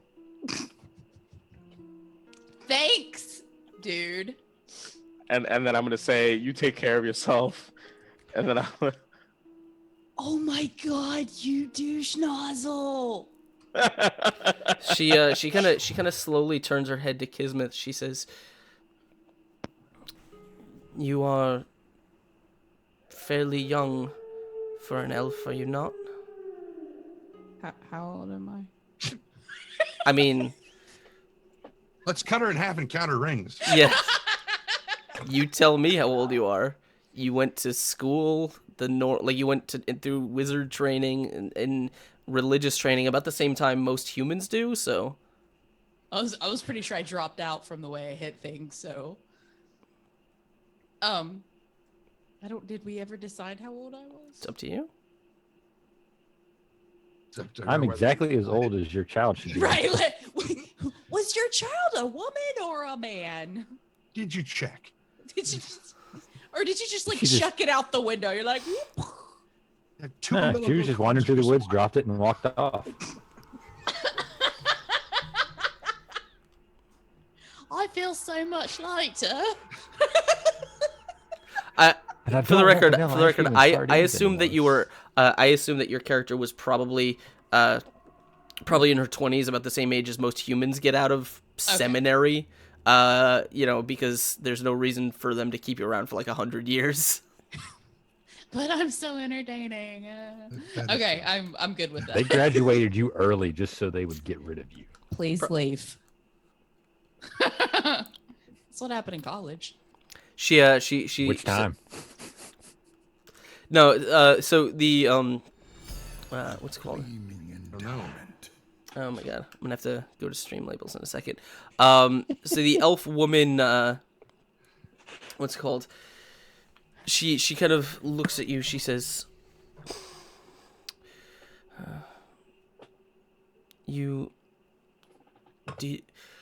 were you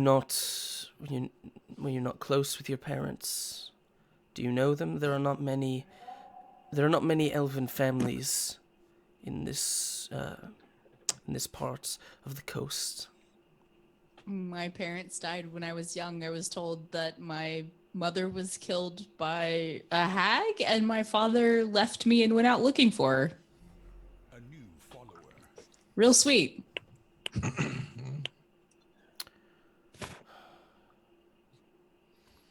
She kind of like casts her gaze down. I mean, do they Not- resemble at all? Yeah, but like, do we look alike? I mean, Kismet has All elves like. so you Racist. can Shut up, Askren. you can see that this woman has pretty bright like red hair, and I mean Kismet has fairly shock orange hair. No, if you were, Okay, I got an idea. All I'm right, an elven both ginger. of them lay on the ground, and then we're gonna lay Kismet in between them. And that way we can look at and see if you look like half of each of them.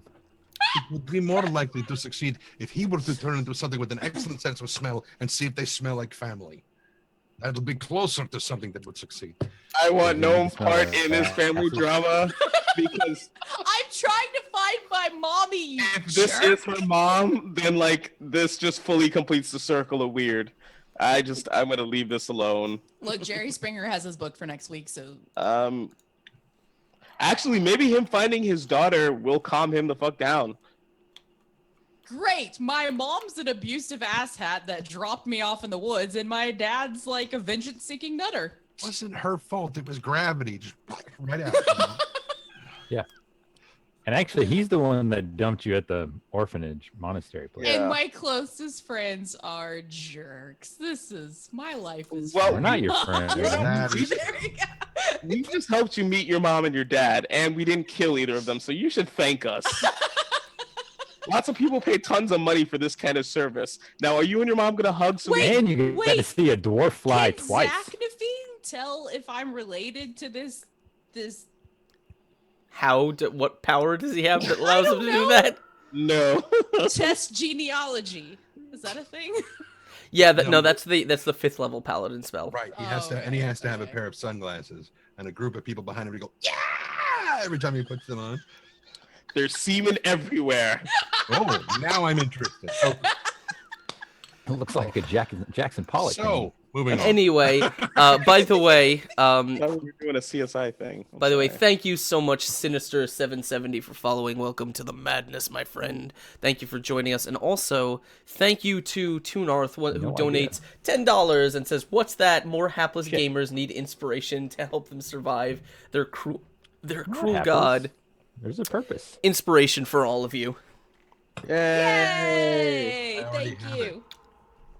Ooh, I can I know. use the but inspiration to figure where's out if Al? this is my mom? I don't know. How do you want to do that? How long ago did you abandon your child? I mean, did you get rid of your child? I mean, did you give your There's child no away? way to make that sound nice. Yeah. Okay. By the way, for the record, I don't know if Kismet was. She might have been. I think she was here. You were sort of. You do remember. You were told the story by Shalelu. How. Gregan's wife, the woman apparently that staff? you were looking at. No, that's Shalelu, the other elf. She like the very young elf woman was more of a free spirit than a kind of a settle down type person. Hippie, yeah. Yeah, and so like the reason that she kind of went into hiding was more that she was kind of, I guess, scared of domestic life, scared of commitment, that kind of thing. So That's what Shalelu what told she you at did least. was settle down in this forest and start cleaning the place up. Yeah, that was 20 Okay. years later. Yeah. Oh, yeah. I'm gonna go kill bunnies instead of raising my child. He was hungry. Have you met you? You are the most annoying child ever. I And would that have bunny left you in the deserved it. woods and then faked my death. That bunny was an asshole. Anyway, so Yeah, he didn't pay his taxes, and he had the Emling debt. So, how long ago? Woman's She- name that I forget. She Are she you kind of just yelling this? she kind of looks, she kind of like reaches down and she you see there is something that is like a chain that is kind of dangling around her neck, and as it's kind of partially obscured by her dress, and as she kind of plays with it a little bit, she says, "Gregan proposed to me. This must have been 25 years ago now. Bump. I Your the mom years is a have been dumbass. fairly short, it seems. It is not a lot of time for our kind, but for the humans it is an eternity." Yeah, especially when your parents abandon you and you're stuck at Hogwarts. You're not stuck at. They kicked you out. I mean, graduated you out. Is there any way for me to be able to? Can I use some sort of She wouldn't know, would she? I need answers. I mean, have you nothing. it's up to you. I mean, you can attempt to convince her if you'd like. You can basically like you didn't really tell her a lot about your particular story. You only told her that your parents died. Do I remember anything about what my parents looked like? It was a long it time. It was a super young, very yeah? long time ago. You were very, very young. You happen to have some type of something that was left with you by chance? I don't know. Yeah, do I have anything of my mother's? It's your character. You tell me. Oh my god. maybe a We're gonna be here basket all night if tree. somebody doesn't. Tell I her. know. Like this is. I mean, he is full of directing water. you to. I'm not the one. He- I don't write your character. I don't write your story. This You is tell the me if rock you in have. the water all over again. Please. Yeah. I feel like I would have had a picture or something, maybe of when she was younger. That something. Polaroids haven't been invented yet. Painters didn't paint. I mean, You a are a painting? baby. Yeah, but they're like, The oh, fuck you the gonna keep baby's it? abandoned. I don't know. In my dorm room. You got a portrait? You got a big ass portrait? No, you didn't. The little thing. I don't know. Again, it's entirely. You tell me. It's your character. It's your story. She has a Yay! hand-drawn picture of who her parents were, scrawled in Playing with age. something around her neck. Who? Oh, Ashley? oh shit! What was the thing around her neck? Yeah. Well, if it's a picture of a baby, then it's not gonna do me any good. I mean, you can't really see it. It's concealed by her dress mostly. She's just kind of fumbling with it a Why little bit. can't you just accept this as your mom and we can consider it quest completed? If you would Go help. with the swamp. What do you you asked me a question, you still haven't given an answer. Wait, me? Yeah, you said do you have, it's up to you if you have any I feel like she would have had some sort of picture of her, or like a portrait, like one of the little small, fun little Jane Austen portraits of her parents that she would have kept with her because of reasons. Her mom was trying to run from her Well, father. I didn't. and No, she- I thought my mom was dead, and I thought my dad went out to a venture. That's what I've been told my entire life, and all I have is this happy little picture. No. He So leave what it with he's- you. oh He my leave God. a ring with you. Are you serious? Okay, so if you kept a picture of them, take the picture out and show it to her and go, "Is this you? Do you Is recognize this you? Do you recognize these people? Wouldn't I have recognized them? I don't know. We would have this conversation for 25 minutes. If it had been anybody else, yes. you've never exactly said like you ruminate you've never mentioned how you ruminate on your parents. Like, it hasn't really been a thing that you brought up all that much. Yeah, So that's true. Maybe that's why you miss so much, is you're constantly thinking about your parents. Yeah. And she had this one. I remember my dad told me that she had the scar on her Alright. left ass cheek. Okay, so I'm gonna focus. ask her what the pendant is. the thing that she's playing with, Yes. she kind of very slowly removes it, and you see it. It's a very plain metal chain with what appears to be a small silver ring at the end of it. What's the ring for? She says, it's the one that Gregan gave me. I could not go with him. I could not be the person that he wanted me to be, but I never stopped caring for him. Oh, good. So she took his child, abandoned him, but kept the wedding ring. I really want this to be my mom. Are you set on keeping that ring? Wait, what was that? She says,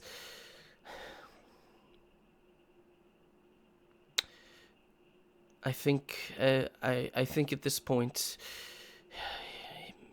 it's time for both of us to move on with our lives. Then I'll take that, please. She kind of nods and very slowly kind of like pulls the chain off and hands it to you. She says, just one thing. And as she does, there's like the little like there's like a little kind of green emerald like set right in the band, and she's just going to kind of like just twist that the kind of casing until it comes off, and then hand the thing back to you. And she says, I think that's enough. New follower. All right. There are those, and I now turn to Zachnafine. There are those deities, in whatever pantheon, who have the ability to divine knowledge. Correct? You're saying this to Zachnafine? Yeah, he's the only person I would think of that would know.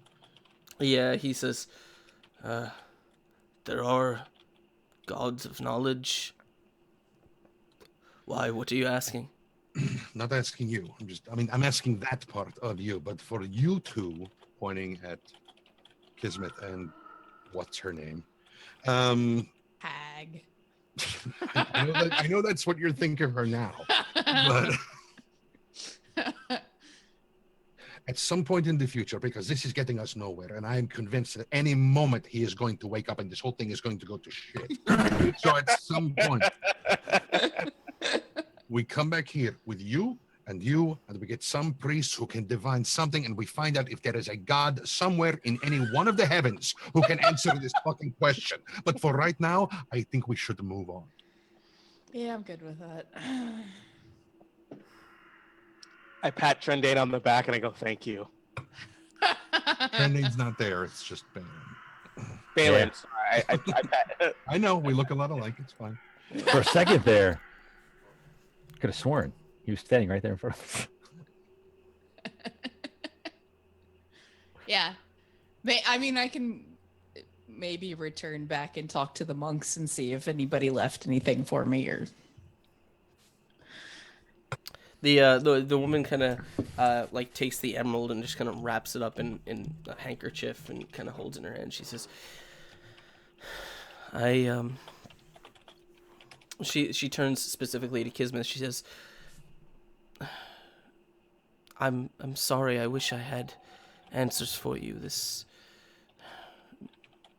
is a very strange situation we've all been placed in. Why did you take the gem out of the ring that man gave you 20 some odd years ago and keep it? She says, I understand what your friend wants to do.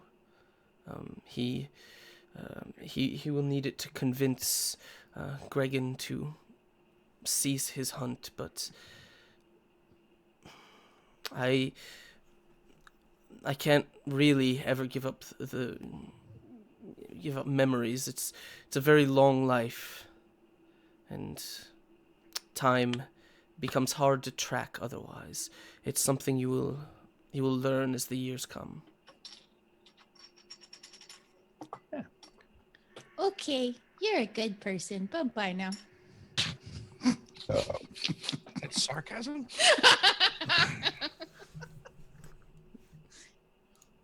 Huh. You Yeah, shouldn't talk to your mom like that.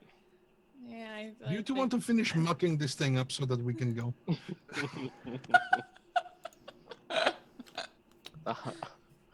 She says, "If I will remain here for a little bit, but I feel eventually I will have to move on. If you do ever need potions or any type of medicines, my wood will be open to you."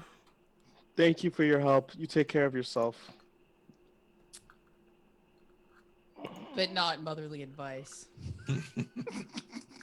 Or devotion. Don't sleep with boys that may turn out to be maniacs. He's a maniac because she abandoned him and pretended to be dead. Well, he I did. mean, he may have had problems anyway. So Yeah, he he seems did a little kind bit of- over obsessive. Yeah, obsessed. Why are you victim shaming anyways? That's so weird. So, pick up the body of Gregan and start moving. Which way do we go to get out of here?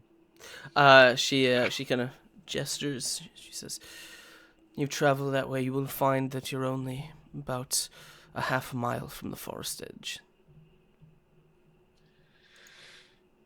For what it's worth, Okay. thank you. All right, Xantor, you grab the head. Let's go. I grab the head. All right. Can you wear it like a hat? He would. He would.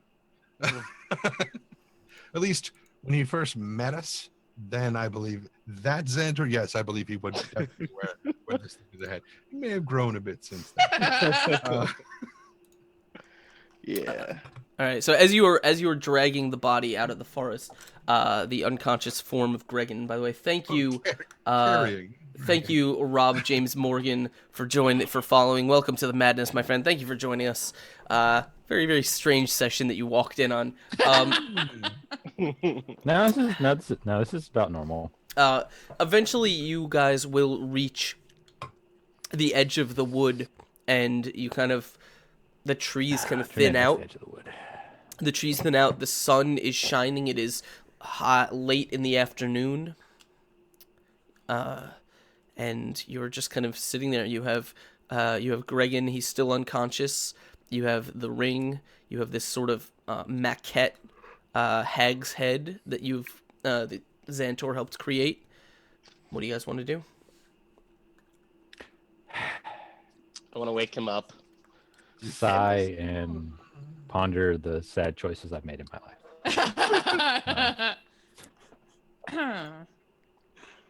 I mean, So- do you really not want to tell this man? She made us swear to keep the promise. Do you really want to break the promise?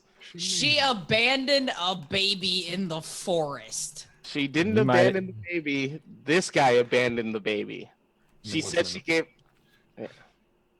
And to be honest, we don't know that much about you. Maybe you abandoned a baby in the forest. We don't know. The only thing we know to be true is you will try to murder children. That we've seen with our own eyes. Yeah. And old ladies. Yeah. She never really said whether or not that she had the kid before or after she actually left. Yeah. Don't start spawning. New Just life. saying. I'm just saying you're making you made a lot of assumptions. That's all. Anyway, you have him. He's unconscious. What do you want to do?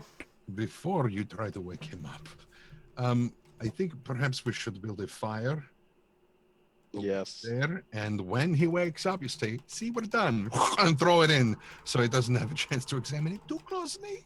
I like that plan. And then I will use the ring for the rest. All right. All right. So what are you guys doing? We're gonna make a small campfire. We're gonna rest, Okay. and when he wakes up, we're gonna say Keep lying to him. we're gonna defeat the. Go over there. You just stay quiet, all right? You're in What- timeout. What I'm going to be saying technically is not going to be a lie. This is true. We'll let Balin do the talking. I'll hold up the head. We're gonna cover some dirt on our faces like we had like a huge battle. Mhm. And Lycon, if he asks, say you were trying to do a jump sneak attack on her and you missed. That's why you accidentally knocked him out. I'm the espionage expert. I don't know if I'm going to take advice from you on how to, All right, okay, you wing it then. All right, whatever. All right, so we're gonna set up camp and set up a big bonfire. Okay. Yeah. You guys make a campsite. You kind of wait. You're gonna take a long rest, or you're gonna take a short rest. None of us are really hurt. Well, I can get my spells back. Oh, okay. So No, it's no, it's I- late. It's I have late in the 4 hours, afternoon. though. So you could basically like. Do you want to just camp for like maybe sit down for like an hour or two, or do you want to sit down like overnight? Sit down overnight. Okay, that's fine. You guys kind of find a spot outside the woods. You make a campfire. You kind of the night settles in, and eventually Gregan, probably around that time, Gregan will kind of rouse to consciousness. He's been sleeping for a few hours now, so. Hi, buddy. Don't kinda- you mean dad? He kind of Yeah, like did you say daddy? looks around, noticing the like the setting, the scene has changed around him. He's now in sort of the night is falling. He's in the middle of a campsite, and he says, "What happened? Something took me." you got knocked the fuck out. Very I nearly. didn't say that. He says, "I know it wasn't that creature. I had it. It was nearly cut down." That creature. And I will point over at the. Are you just like how have you did you like display the thing in any way? Is it just kind of on the floor?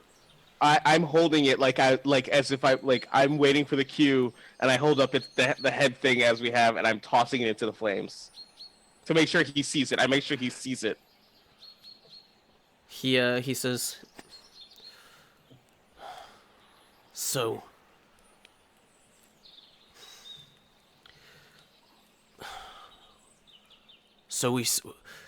you helped me finish my task. Yeah. Roll me a deception check. I'll give you advantage on it." I was going to say, I'm just about to hold up that ring. Who? Cool. Probably both of y'all since you're both. Whoever's trying to do the convincing. That would probably be me. Yeah. Is it advantage? Yes. Big whammy, big whammy. Don't forget inspiration in case you need it. Yeah, you do have inspiration if you need it. Um, You need it. You see that you know your result. I'm not going to tell you whether it works or not until Yeah, I you know, decide. yeah, I'm gonna go ahead and take inspiration. I do Okay. not want It's 1d8. one. Thank you, 2 North, for the inspiration. All right, an 18. He watches this thing be cast into the fire, and he kind of like he says, like taking his like looking around. Is his sword like? Did you give him back his weapon? His sword is there. His shield is not. Okay. He says, You are good people. I'm glad we traveled together." Whisper something about his daughter. When we were tending the remains of this creature, we discovered this, and I will hand him the ring. Kind of take it from you. Look it over. He says, "I gave this to Melissa. This was what I proposed to her with." Since the hag held on to it for a while then, so good that it came back to whom it should belong. He kind of. Did you take it off the chain or did you leave it on the chain? No, it's not on the chain. Okay. He'll just kind of. Fucker. He'll just kind of take it and like open one of his kind of pouches and just drop it in and kind of close it, and he says, "It's a lot to take in, but I feel like for the first time in decades I can finally rest." Oh, The hell is your problem? my mom's name was Melissa. Oh, Motherfuck! Jesus. Those are my fucking parents! I told you that, but you wouldn't listen to me. You just kept going on and on and on. I see. Num Yeah. I num. mean, what that's for you. Did Kismet actually react that way when she heard that name? Kismet walks off for a minute because she's not sure what she wants to do. No, about this she really needs to do that because that would be fucking hilarious. That would be perfect right now. Yeah, she really said that. Just one more derail. That'd be awesome. So Kismet kind of storms off, just like lost in her own thoughts. He kind of, No, she yells bad words and then storms off. all right. He'll kind of look. He says, and he looks back at the rest of the group. He says, "Is she all right?" Your daughter has your temperament. What? And then I walk off. Okay, I'm coming back. I'm gonna walk up to him and ask him what he did. You tell me. You talk to me. What do you want to say? Okay, so you had a daughter. He says, "Yes, a long time ago." Okay. Did you ever see her? I did, once. And then what happened? He says, she was delivered at the chapel in Sandpoint Uh-huh. by. Sorry, fucking. I'm trying to. Bouncing up and down. I'm trying to give me a second. Hold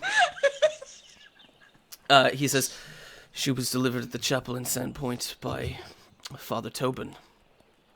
I was there that day.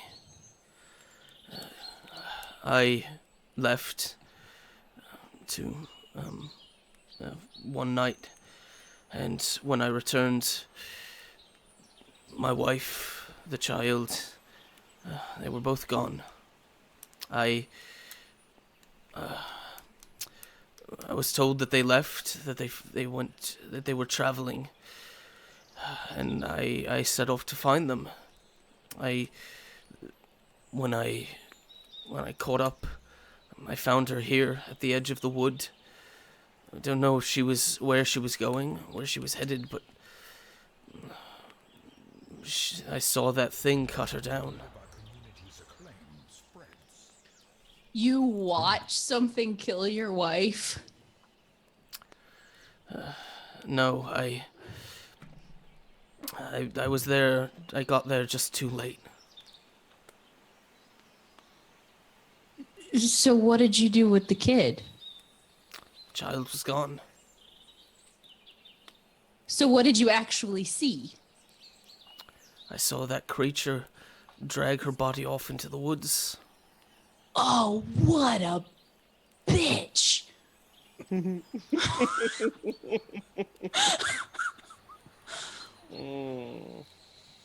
Okay, so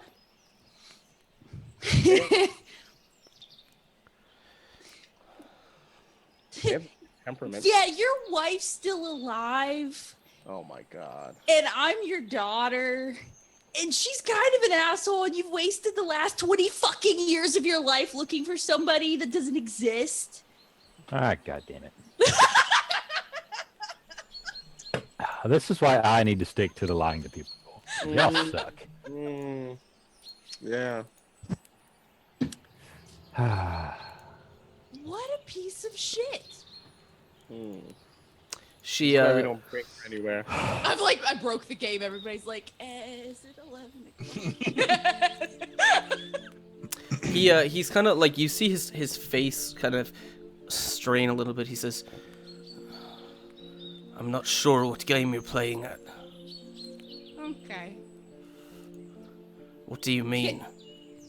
My wife is alive. I saw that thing take her. I have her ring. Oh, she gave us the ring, like, I don't know, 2 hours ago because she told us that she didn't want to get married and she didn't want the responsibility of a child, and she just kind of dropped me off somewhere instead of leaving me with a loving father. Can I attempt to restrain her? And I'm like, I'm sorry, Gregor. She was eating some of the mushrooms. Like, the mushrooms have made us. Oh God. And I wrap my arm Thank around you. her and I start pulling her away. And like I'm muffling. I'll roll to muffle her mouth as I pull her. You can do that. He's kind of looking around at the rest of you. He says, "Is what she's saying true?" Uh-huh. I'm going to be honest with you. I only heard half of what she said. She's kind of crazy right now. Oh my god, I hate you, asshole. She got hit in the head pretty hard when Is we what tried to take down she the hag. said true? Here we go. Please don't kill my dad. I just met him. No We're idea, gonna- actually. If he attacks us, we're murdering him. This is all you're doing. This is where I'm regretting leaving the shield and not the sword. I'm going to say no, because not all of it is true. Aha! Aha, so I'm not technically lying. Don't, can I? Can, yeah. No, I pulled you away. You're dead to us. His face at this point, like he's straining to keep a straight face. He says, Does any of it... I'm waiting for someone here to give me a straight answer. And all of you are being very evasive. I wasn't evasive. I literally told you everything. Except I'm telling you. Which sounds like He says, he says, I'm going to ask you one more time. Is what she said true? Can I bite Xantor?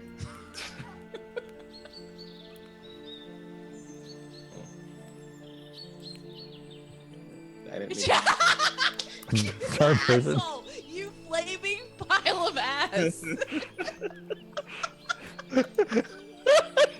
You are going to plant hell. You guys haven't answered. What do you do? What do you want to do? That is true. Well now I mean, are you Is actually? Xantor's trying to cast Charm Person? Well, he can't really do that while he's Sucking bitches. restraining Kismet. I thought he was casting it on her. He still can't cast it on me if I bite him. What do you guys want to do? Pick an action. Tell me what it is. He asked you. He asked you a straightforward question. You did. No, I'm gonna answer the. Your wife is dead. No. We've avenged your wife. This is your daughter. We are done with this. Ask us no more questions. You go do whatever the hell you want. We are done with you, sir. Well, that's gonna go over. Oh god. I'm gonna bite Xantor, and he's gonna let go of my mouth, right? And I can yell out something. Gregan, he's gonna kind of like, you see kind of the like very like silence falls over his face as you kind of shout. He's just gonna kind of reach down, pick up the sword that's at his side, Oh fuck. and just turn and walk away from the campfire. Which direction? A direction. It's not really, you don't really have a sense at night. Is he heading back toward the Tickwood? Not that you don't think so. You don't really, it's hard to tell. I would We be just totally came okay. out of there. It's Not that you far know away. it's nighttime. He's just kind of heading off into the darkness. He could be going anywhere. When we get back to town, we're having our tongue removed. That was my freaking father. Yeah, you could have left it at just that part. And now he's running away, and you will never see him again. That was your fault. No, that's all you're doing. Presently, now, it's your fault. He's leaving. You're letting him go. You have the opportunity to try to salvage whatever is left of the relationship between you and your father, but now you are letting this go away.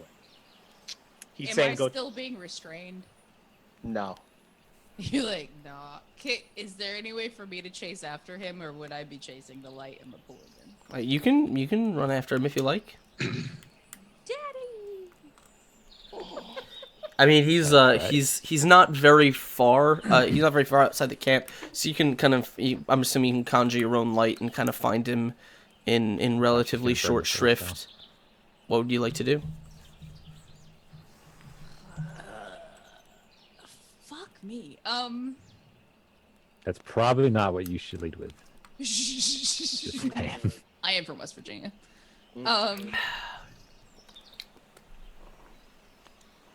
Yeah, I'm gonna try. I might like run after him and see if I can catch him. Okay. Yeah, no, I'm saying you can conjure your own light so you can see and you can kind of, you know which direction he went. So I'm saying in short shrift you can find him. Okay. He's probably about, I don't know, football field's distance away from the camp at this point. Damn, that motherfucker walks fast. Yeah, I was like, I'm assuming it took like a minute. It took like a minute or so for you to kind of make your decision. yeah, but I can't run 100 yards in a minute. Like that still takes a little bit. That is your problem, I think. Yeah, I was gonna say your legs are like this. Oh. You're stubby to the leg. Have you you fuckers tried to run a football field in a minute? Well, yes. Yeah, Me it should too. it should I'm take like fast. I could do it right now. It should take like You can do- 15 you can do it. seconds. It's not that long. You Anyway, can run 100 yards in 15 seconds. He used to run. I used to track. do He's 400-yard mathematic. dash in like 25 to 30 seconds. I love how this became. Like, Anyway, Thank you. Thank you. Ashley, me. Okay, so I catch up with him. yeah. I mean, he's not really acknowledging you. He's just kind of walking. What do you want to do? Oh, good. 'Cause that's not gonna make my abandonment issues worse. Father, don't leave me. Daddy! Okay, I Gregan, stop! Freaking walking. Damn. He kind of sees the light sort of illuminating the area around him, and you see his sword is still kind of at his side. He just kind of stops, but he hasn't really turned around. He says, "What could you possibly want from me?" Oh, shit, I'm such a bad child. I am sure there is someone at Sandpoint that could clear this up, or someone where I was. Where was I raised at? That place. Windsong Abbey. China. Yes, a Windsong Abbey that could clear this up if you wish to look into this. I would love to get to know you more, seeing as my mother is a traipsing whore who abandoned both of us. But I understand if you need a while to digest all the information that I just threw at you, because I kind of do too. He still hasn't turned back at you. He says,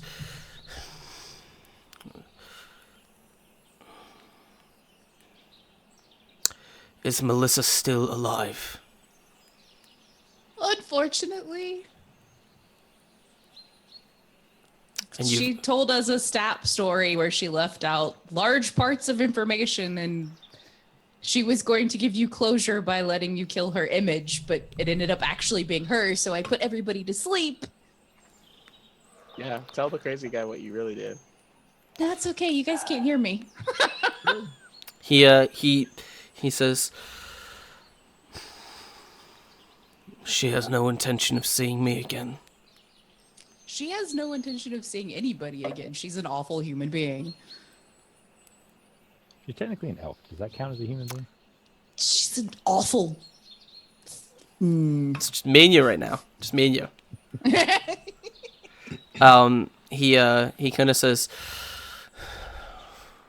he'll very, very slowly turn around and kind of look at you, and you can see, I mean, you've been traveling with him for a little while, so even back in Sandpoint, he was not a young man. You know, he was an aged man, very haggard from his time in the wild and his sort of devoted to this hunt. But you can see it, like, it might be the shadow that your light's casting, it might just be the darkness, but I mean, he just looks like, the life has almost been sucked out of him. Like, his face looks 10 years older than it did, an hour ago. And chill. And he's just kind of takes a step towards you. He looks down at the sword at his side, and he just kind of and just sticks it into the ground, and he says,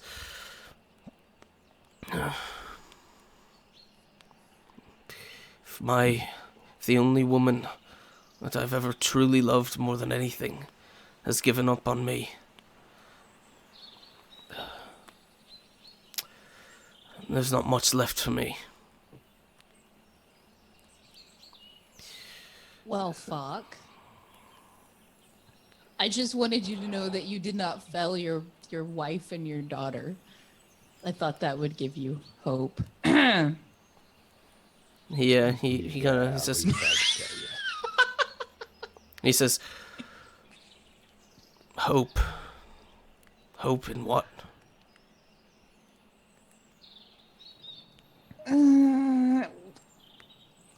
I mean, was that all you were living for, was revenge?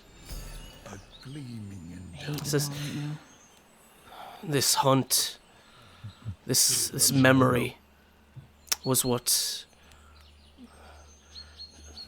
all I thought about. Was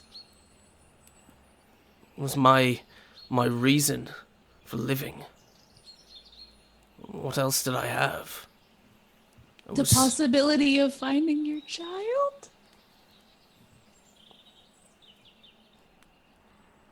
Maybe? He's gonna kind of take another step towards you, and he says, "If what you say is true, and I have no reason, no cause to doubt you, I'm not fit to be a father to anyone." And he'll kind of, he kind of reaches up, and you see kind of there's a brooch around the kind of billowing like red cloak that he wears. It's kind of, the brooch is kind of shaped like a 5-pointed star, and he kind of unclasps it, kind of pulls it off of his shoulder, and he says, "But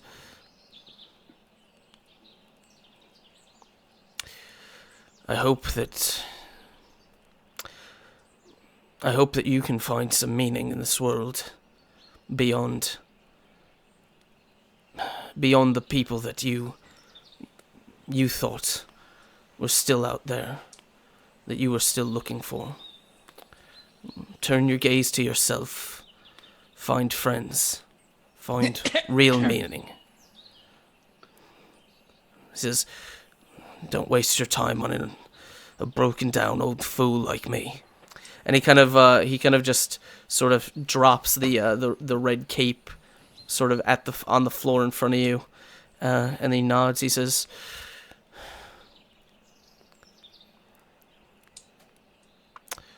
you've become a beautiful woman. And then he just sort of turns and walks into the darkness.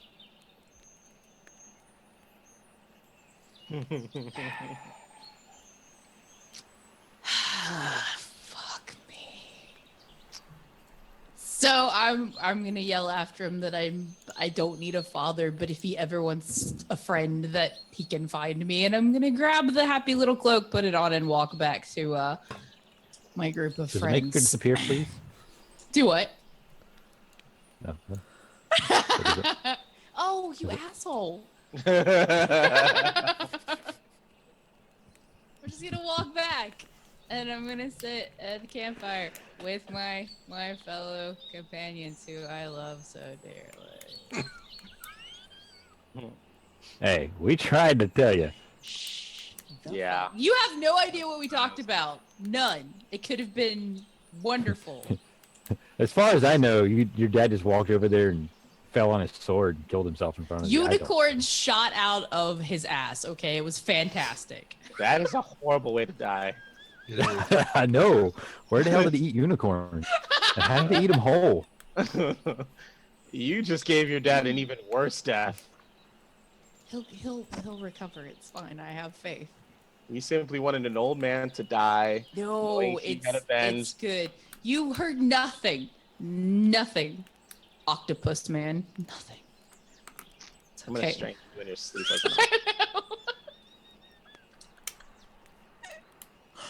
Okay. So what do you guys want to do? Sleep. I guess we can finish camping for the night and then head back to town. Okay. See if Shalelu is ready for us to leave. Okay. Shalelu. I'll take first watch. Oh yeah. I only need to rest for 4 hours and then I can do the rest. All right. So you guys kind of, I mean, you kind of take your rest. You're not really troubled at the edge of the forest. You can kind of get an easy sleep, though for some of you it is a bit fitful. It's kind of somber in a lot of ways. And eventually the morning will, the morning will rise. Your campfire, a smoking kind of smoldering pile of ash, as the sun kind of cracks over the trees onto your faces, and you guys kind of pack up your stuff. We all wake up with inspiration from Josh. Yes, Josh donated $10 and said, "I suck." And Is my that all it takes Said is he sucks, or he $10? said you suck. no, he said he sucks. But I've got that's like 3. I don't. Yeah, can't stack I that many. can't have that inspiration. What do I do? Don't worry about it. It's like 3. So Have inspiration back again. yes. Okay. So what do you guys want to do?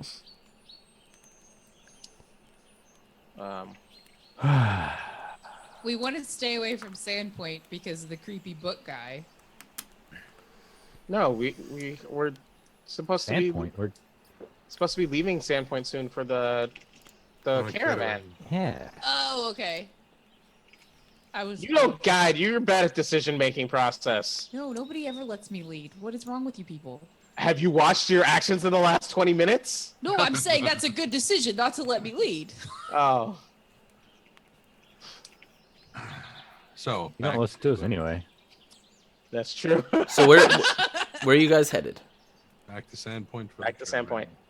Okay. A generous bestowal. We've been gone at this point. Two North, by the way, as you guys are making your way back to Sandpoint, Two North, of course, donates $8, and he says this is for nothing other than an amazing bit of storytelling. #dysfunction. You're Uh, awesome. Thank you, Dan. Thank you so much. I'm glad we could weave that weirdness into something for you guys to sit through. So you guys make the trip back to Sandpoint. It is not particularly far. It only takes you maybe an hour and a half, 2 hours of walking. No, it's probably going to take you a couple hours by walking. But the trail is relatively clear. It's early in the morning, and so you will make it back into the gates well before noon. You arrive. Let me get here. Hold on. We should get horses or something. You don't get to talk. You're a timeout. No, you just don't get to talk ever again. It was my daddy, man. I see you get it. Proclivity to just freak out. I mean, my mother's a traitorous whore hag, and my dad lost his shit. I think your mother was kind of abused and she was being nice that she left. She wanted to choose to help people, not travel, and he wasn't listening. He seems kind of a dick. I think what we have just witnessed is a total Dungeons and Dragons retelling of the movie Sleeping with the Enemy.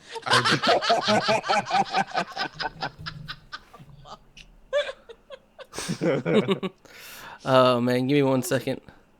What's a movie? Fireflies, All right. Fuck is the internet? So as you guys are kind of making your way into Sandpoint, again the town is kind of awake with life. There's all kinds of activity here. The town is bustling after the what's called the auction that happened another day. It's kind of invigorated a lot of money and a lot of life into the economy. So people here are setting up for a very good day. What would you guys like to do? Stare menacingly at every child hanging out with their parents. Shouldn't we go by the priest and see about her genealogy? No, The best part is maybe that's not even her dad and she just ruined some guy's life. Yeah. Him and some other chick who happened to be named. Melissa. Well, Yeah. I think that chick had kind of screwed up already. That'd be good. By the way, I want This guy we tried to help.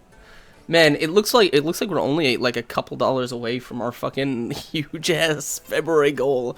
And how many hours do we have left in February? I don't know. Damn. Nice. What does the freckle say? It says I don't exist on your arm. What are you It says looking at? half past the ingrown hair. I guess technically Half that past the monkey's ass and quarter to his balls. could be what? All right. So, you guys are in town. What is your goal? Who do you want to seek out? Who are we after for the caravan?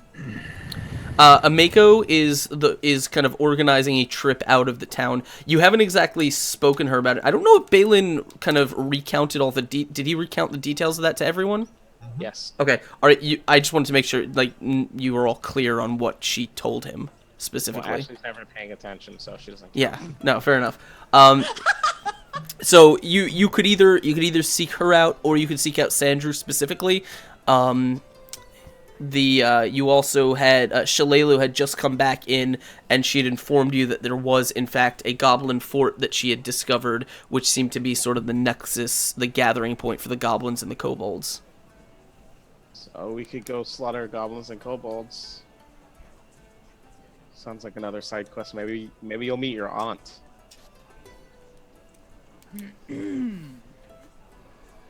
How long has it been since we left the first time for the Yeah. For what?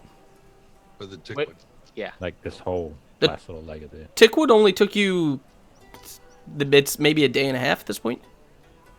Oh. Not even. Yeah, probably a little less. It was like a day trip. I'm actually gonna pop by the blacksmith's house and just see how he's doing. Okay. Just a You quick can easily swing. Yeah, you can swing by the smithy on your way through the market square. Let me bring you guys over to Sandpoint map. The smithy is open, is doing business. You know, he's kind of, you can hear him kind of tanging away on his anvil. You can see the two large red dogs are just kind of basking in the morning sun, as you can see the smoke belching from his forge.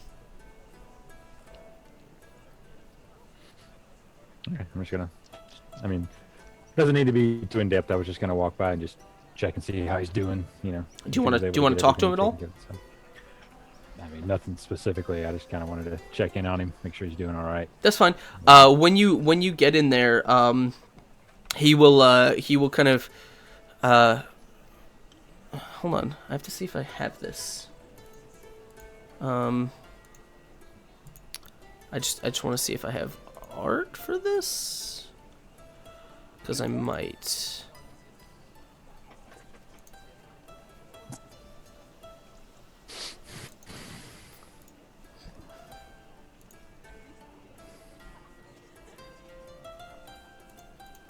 Anyway, yeah, I may not have art for this, but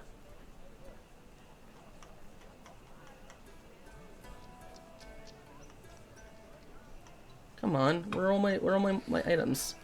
I don't know. I don't know either. That's why this is an issue.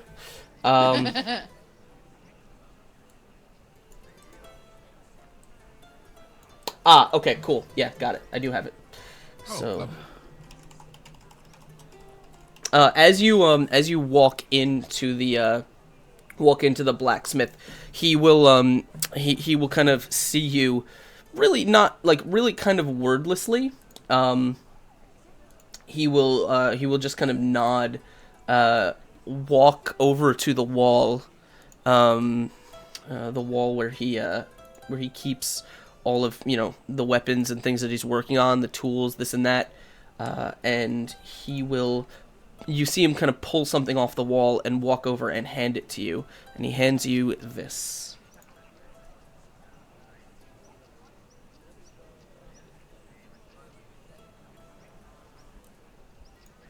Sweet. Shiny. It is the exact same sword that you handed him, the one that needed to be repaired. You kind of take it in your hand, you kind of gesture with it a little bit. It appears that the pommel itself, the broken part that was kind of rattling around and making the blade sort of off balance and loose, has been reforged, has been kind of solidified, and it doesn't rattle at all. Like it also seems he added some sort of counterweight to it, so it doesn't actually feel like the handle itself is hollow anymore. Nice. So yeah, you have the this very, very strange sword that you now bear, the one that you took off the skeleton samurai in the swamp. Sweet. I'll take it and I'll kind of slide it in my belt. And where were we going with Amiko again?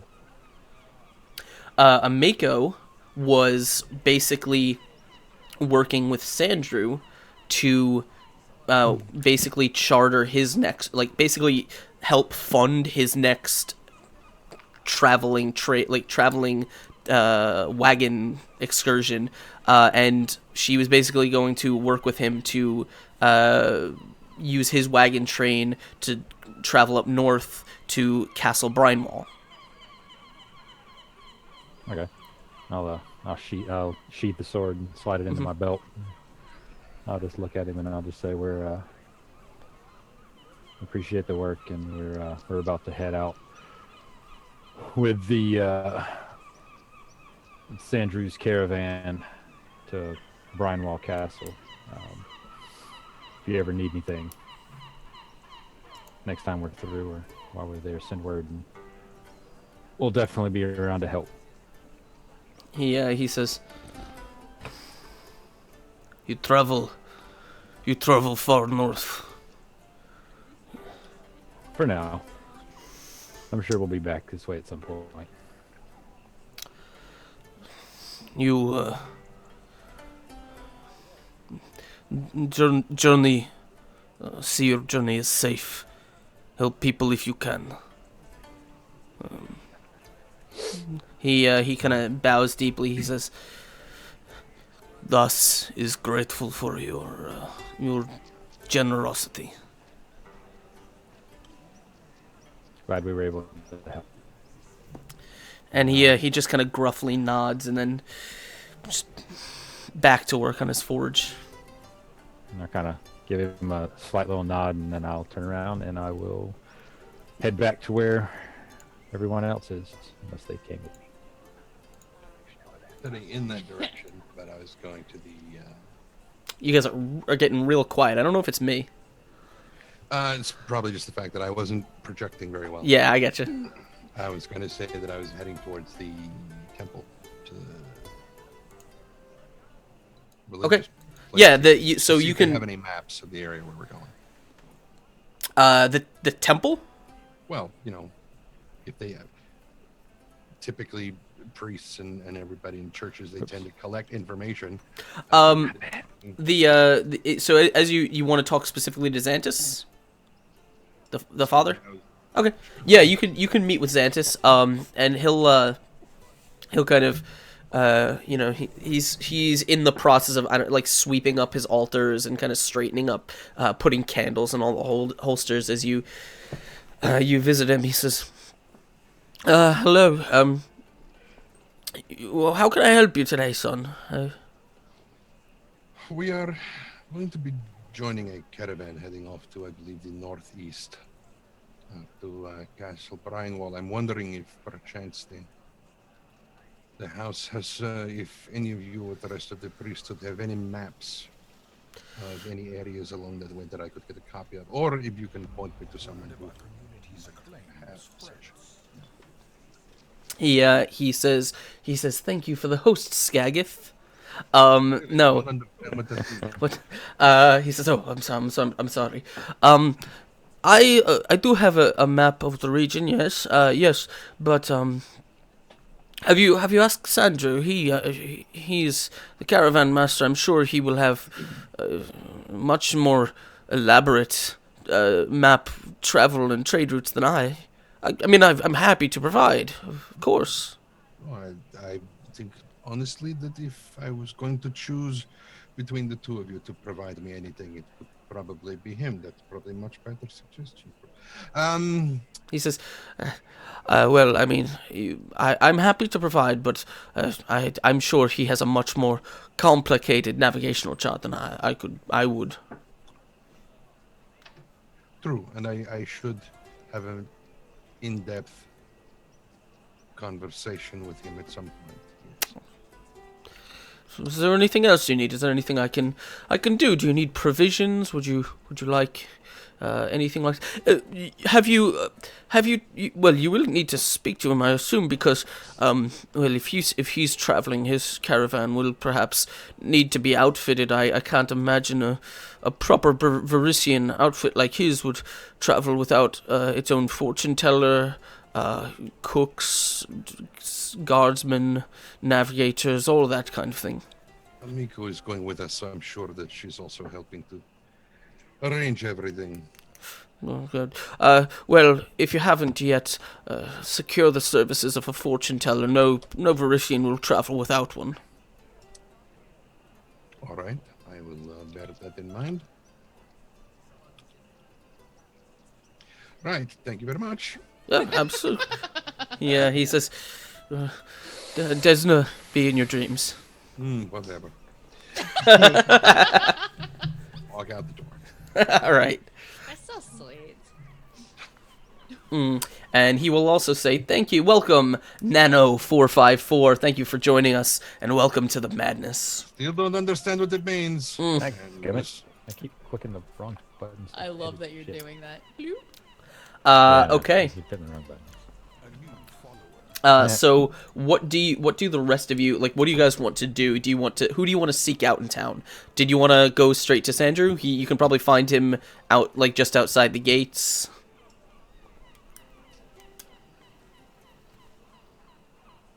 He's talking I mean, to you I- guys. I'm talking to Balin specifically. Oh, sorry, I didn't. Yeah.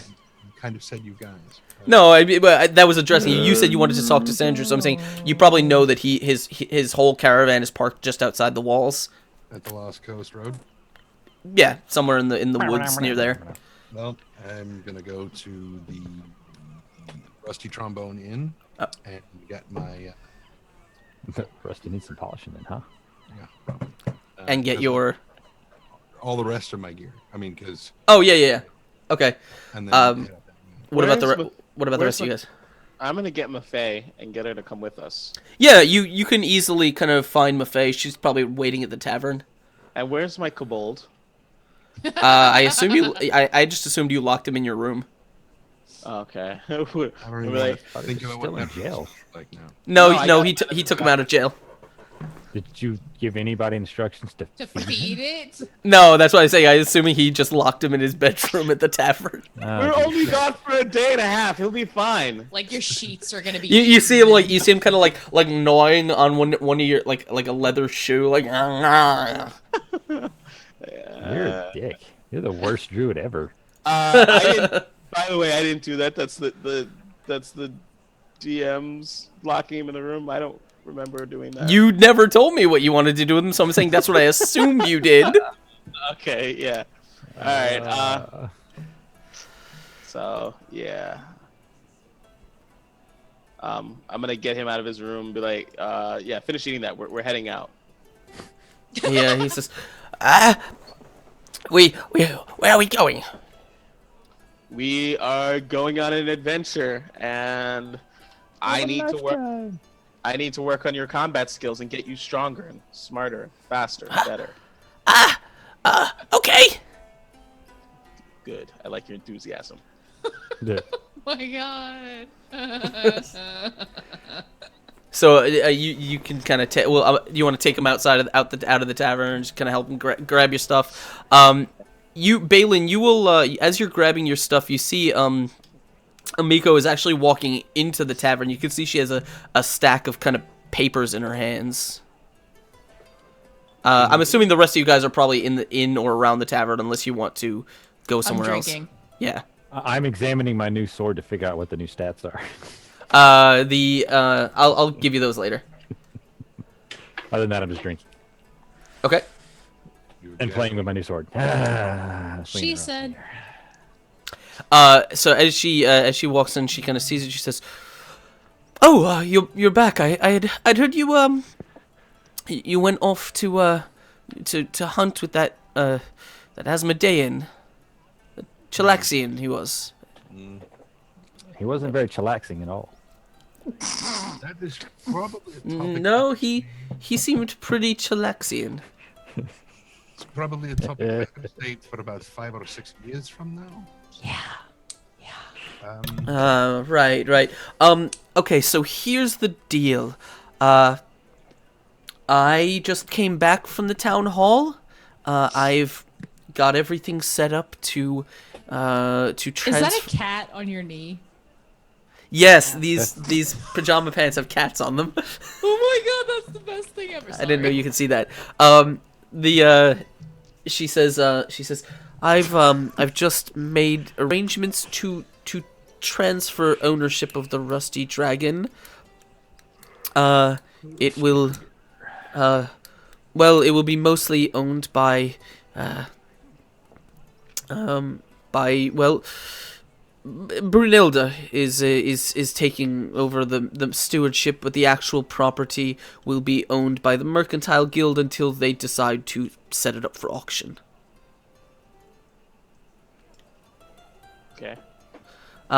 Which means, and I just got done talking to Sandrew, telling him about what was going on, which means I have a good deal of money to spend. And we will, I don't know about any of you, will be helping him outfit his caravan with carts and wagons and provisions and everything we need to travel. The fortune teller, according to Father Xanthus. Yes, we of course we do need one. I was going to go visit Madame Koya about that. Might want to take Xantor with you. She kind of Who turns likes her? to Xantor. She says, I know you have a reputation with her. Would you go speak to her for me? Yeah, I'll happily go talk to her. Oh well, Got a reputation. of course. I mean, I don't know if she has a fortune teller's wagon.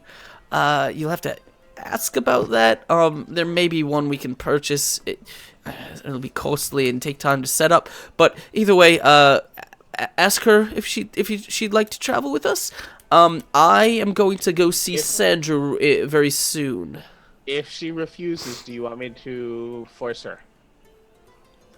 No, I'm sure we can find a fortune teller. I just figured that she, of course, is she's a very wise woman, and she doesn't really have that many ties to the town. So I figured she would not mind traveling. She's done it once or twice in the past. Okay. It's up to you. I mean, I can accompany if you want. I was going to go see Sandro, and we were going to talk about what he needed to purchase. Any of you like to accompany me? I'll go with you to Sandra, and then we'll go talk to the fortune teller. Or do you want me to go talk to the fortune teller on my own? It's up to you. Oh, okay, he wants me to go talk to the fortune teller on my own. All right, I'll go talk to the fortune teller on my own. All right. I'm missing a detail while you're sending me off on my own. So It's not so much that. It's just Aelin wants to be alone with Sandra. Oh, okay. So I go off to. all right. So you make your way off to Madame Koya's, where you I mean, you haven't been there in a little while, but it is of course very, very familiar to you. And as you're doing that, the rest of you guys make your way north to speak to Sandru. We'll handle him very first. So as you kind of make your way over to Koya's place, you kind of push open the very familiar door, and you make your way through the beaded curtain that divides the room, and you enter her sort of Varisian gypsy little space. The room is very, very dark. Inside there's not really any windows. The little bit of light that there is filtered through colored tapestries. You've been in here before. This is a very familiar place to you. And you hear a voice come from somewhere, the back end of the house. You say, "Hello. How can I help you today? Are you here for a reading?" I'm here for quite the long-term reading. Xantor, it's been a long time. You remember me this time. How are you doing? Oh, I always remember you, son. I am doing quite well. My years have not yet caught up to me. And as she kind of pushes through the curtain at the back of the room, you see her kind of shakily carrying like a little tray with tea, like a cup of tea on it, as she very, very gently sits down kind of on the cushions next to this very, very low table in front of her. So we are forming a caravan party, and I've been set to collect you. Oh, traveling. Yes. I have not done such a thing since I was, well, considerably younger. I know. Don't put up a fight. It'll be fun. Wow. Wow. That's what he said. Wow. You would like me to travel with you? Is that what you're asking me? Yeah. We want you to come with us because, as everyone knows, most Sandpoint people won't. Most people of this area won't travel without a good, solid fortune teller, and you're our best bet. So I love you. She says,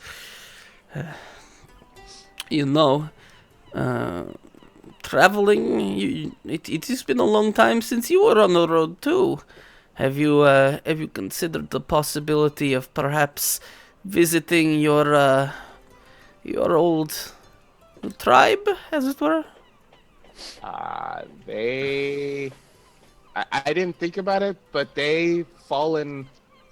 I've heard whispers that they've fallen far from what they represent, and if we get into it, I think it might come to blows, and we just witnessed a friend have to murder her mother, metaphorically. Oh, I hate you. I don't know if I can go through it, but actually that is a really good idea. We should stop and visit my family. What? She kind of stands up, like very very hobbled over, and she says,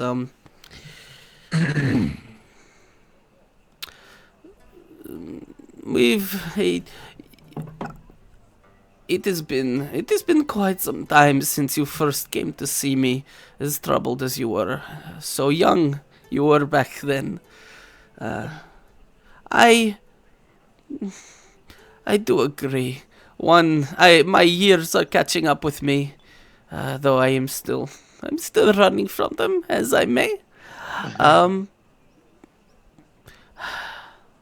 I think I should like to see the world one last time. All right, and I jump up in there and I high five her. She's not. She is very very hard of like nearly blind, so she doesn't really. But she says, would you do me a favor? Yes, anything.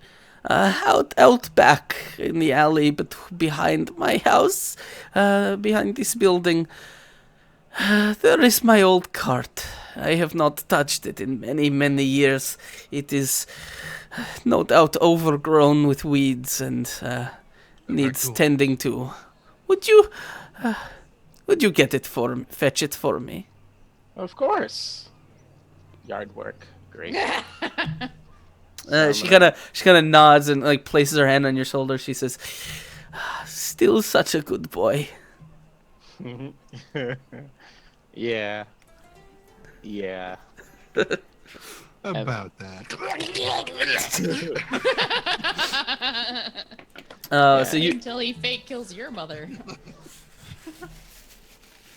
So I'm gonna go around back and start Okay. clearing out the and stuff. You make your way around back into sort of the alleyway between. There's like the alleyway between her house and the kind of very large building next door, and you actually see there is like straight. It's like a whole gypsy wagon, like 4 wheels, just kind of arched, shingled roof on top. The paint is faded and peeling, but it is painted like a bright pinks and yellows and kind of pastel colors. It is a horse-drawn carriage that, it's just, the grass and the weeds have kind of grown up around it, but you can get to clearing it off if you'd like. Yeah. All right, you get to work on clearing this thing out and getting it ready to go. As this is happening, the rest of the group is kind of traveling with Ameko, and she has Balin in particular. You've seen her the last few days. You remember seeing her. She was fairly down in the dumps, a little bit preoccupied with thoughts. Things were weighing very heavily on her mind. But it seems like ever since she made her decision, and ever since you kind of supported her in her decision to kind of become a complete airhead. There's no thoughts anymore. No, she's definitely getting back to her old self. It's it's very clear that she has kind of found her revitalization. And so she is just, she's just exciting. She's talking about all the things that she researched about Brinewall, all the family notes that she found, all, things about how her, she found, notes that suggest, she says, my father, he was apparently my family was not just nobles, but they owned the whole castle.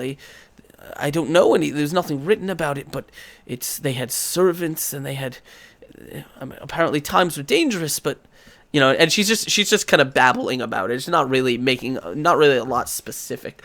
But as she is as you guys are cresting the doorway, like the gate, you're coming into sort of the caravan parking outside of. What the hell is wrong with you? Not you. No, I saw. She looked like she swallowed a bug or something. Dark chocolate. or ceramic tile. What the hell was that? Okay, never mind. Carry on. Yeah. All right. Oh, sea salt. Ugh. Okay. All salt is sea salt. All of it. Everywhere. It is all sea No, salt. chocolate and salt. Just no. Okay. Let's not do that. So you guys are making it into sort of the caravan park, and you can see Sandra. He's kind of sitting there on the with some of his carts ringed around him. You see people are loading things onto them. People are in the process of moving horses over and getting like horse feed and stuff on. And he's just standing there. He says, "So, are we making plans to get underway? My people are getting restless." He says, and he kind of nods. He says, "Friends, I've not seen you all in quite some time. How are you doing?"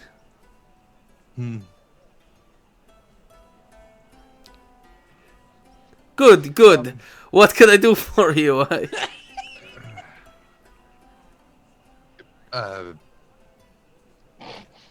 Yes, Ameko. Yes. She kind of pats you on the shoulder a little bit. She says, "Calm down now." Yes. Well, of course, I came here to see what we needed help funding. I know we've already put a down payment on the horses, and we need to decide what kind of employees we're going to have to bring on, who you can supply, and what kind of things we'll need. Also, we'll need to travel to plan our route. Because obviously it's a long way to Brynwald, and we'll need to decide exactly how we're going to get there. And Sandru will say, yes, I've made a list over here. Are our friends here? Are they traveling with us?" Or he kind of turns to you. He says, "Are you looking for work? Our caravan the pay is, it's okay, but the food will be fantastic." That would. That sounds good. Great. Now we can discuss the intricacies, all that, whenever we like. He's planning, it's numbers. I have an accountant for all that. Would you like to see our route? We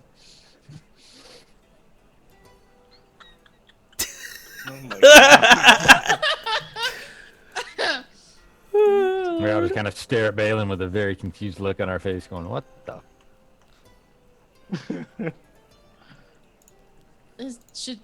Does he need a heal pot? Somebody hit him. Somebody put some peanut butter under his lip. I think he's having a stroke.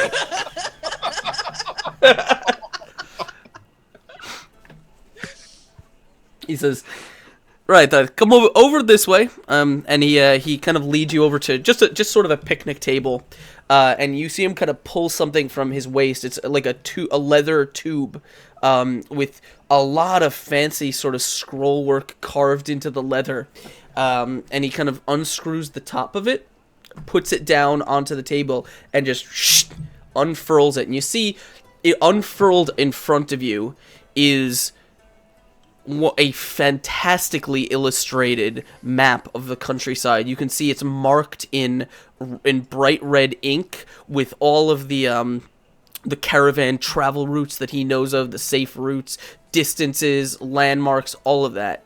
And as he unfurls it in front of you, this is what you guys see. A blue line? Oh, I should probably. Okay, there it is. Say a blue lion? Yeah, that's all. That's. Oh yeah, no, ignore the The map to residence. I thought you said lion. So I don't see this Voltron. is what you guys see in front of you, as he unfurls this on the table, and he says, That's a horse. "Well, shall we get started?" And as you guys glance down at the map and see the expanse of Verisia kind of unfurled in front of you, he plunks his finger down right here. Where? I'm not seeing where you're pinging. Brian Wall. Way up at the top. I just Brian dragged you. Wall, numbnuts. He just kind of plunks his finger right down. And he says, "That's where we're headed. I think we should get started." And that's where we're gonna end it for tonight. We'll least leave, nobody was we'll leave half Balin dead. in mid seizure. Not mid-seizure, just all the color just drained from his face. So There was a little that far. seizing. It is quite far. I assure you. that ain't the problem. Not with your bouncing ring. I'm gonna dwarf jump the shit out of this. All right. Let me Dwarf pound that ass. hold on. Wait. There we go. No. Forward. Music. Yes. Put the music back on. All right. So, as we I know that was really it won't sound it to you, but for stream it sounded really abrupt because I hit pause and then the music didn't start. But anyway, that is where we're gonna end it for tonight. We have it is 11 o'clock and our players are sort of just being just having their sight set on the journey ahead of them. They have secured some people for their adventure. They are getting ready to travel upon this caravan, and they will sometime between, well, it looks like next session next week we are going to be plotting our route and getting underway as you guys head across the country and far to the north to the mysterious castle of Brinewall, and what secrets and what reveals await there. But that is all for next week. So why don't we go ahead and let us know in chat what you guys thought of this session. But I absolutely want to go and talk to my players. I want to go around the group and I want to get some thoughts from you guys. What you guys thought of tonight, and then obviously you can tell us a little bit about you and where people can find you online, this and that. But let's start with Trendane.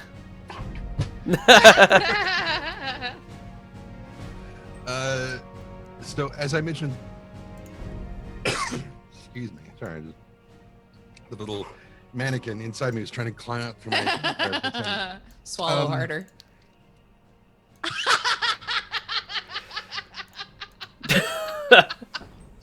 I broke him. Oh, I was just gonna say that's later.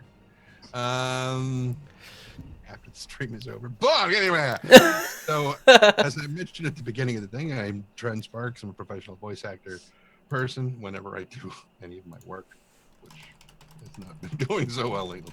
But I mean, however, I'm talking about I love stormtroopers, and hockey goalies, and motorcyclists. Anyway, sad. And where can you find me? Well, usually here, just about every week on Sundays for this D&D show that we do. In fact, that all of us do. In fact, this very show. Yeah. If you tune in Brandon at this show. time, you can see him here. Better still, tune in a couple of hours before this very time, and you can watch the whole show.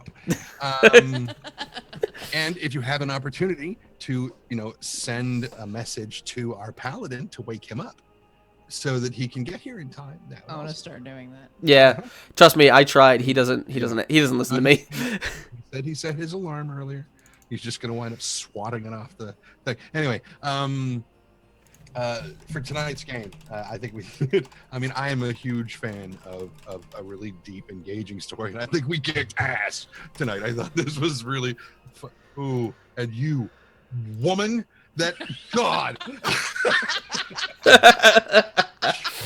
I was convinced we were going to have to kill your father. It was going to happen. In front of me. We almost killed your mom, and then we killed your dad. Right. It was a good show. Pick one. Actually, Dad almost killed your mom.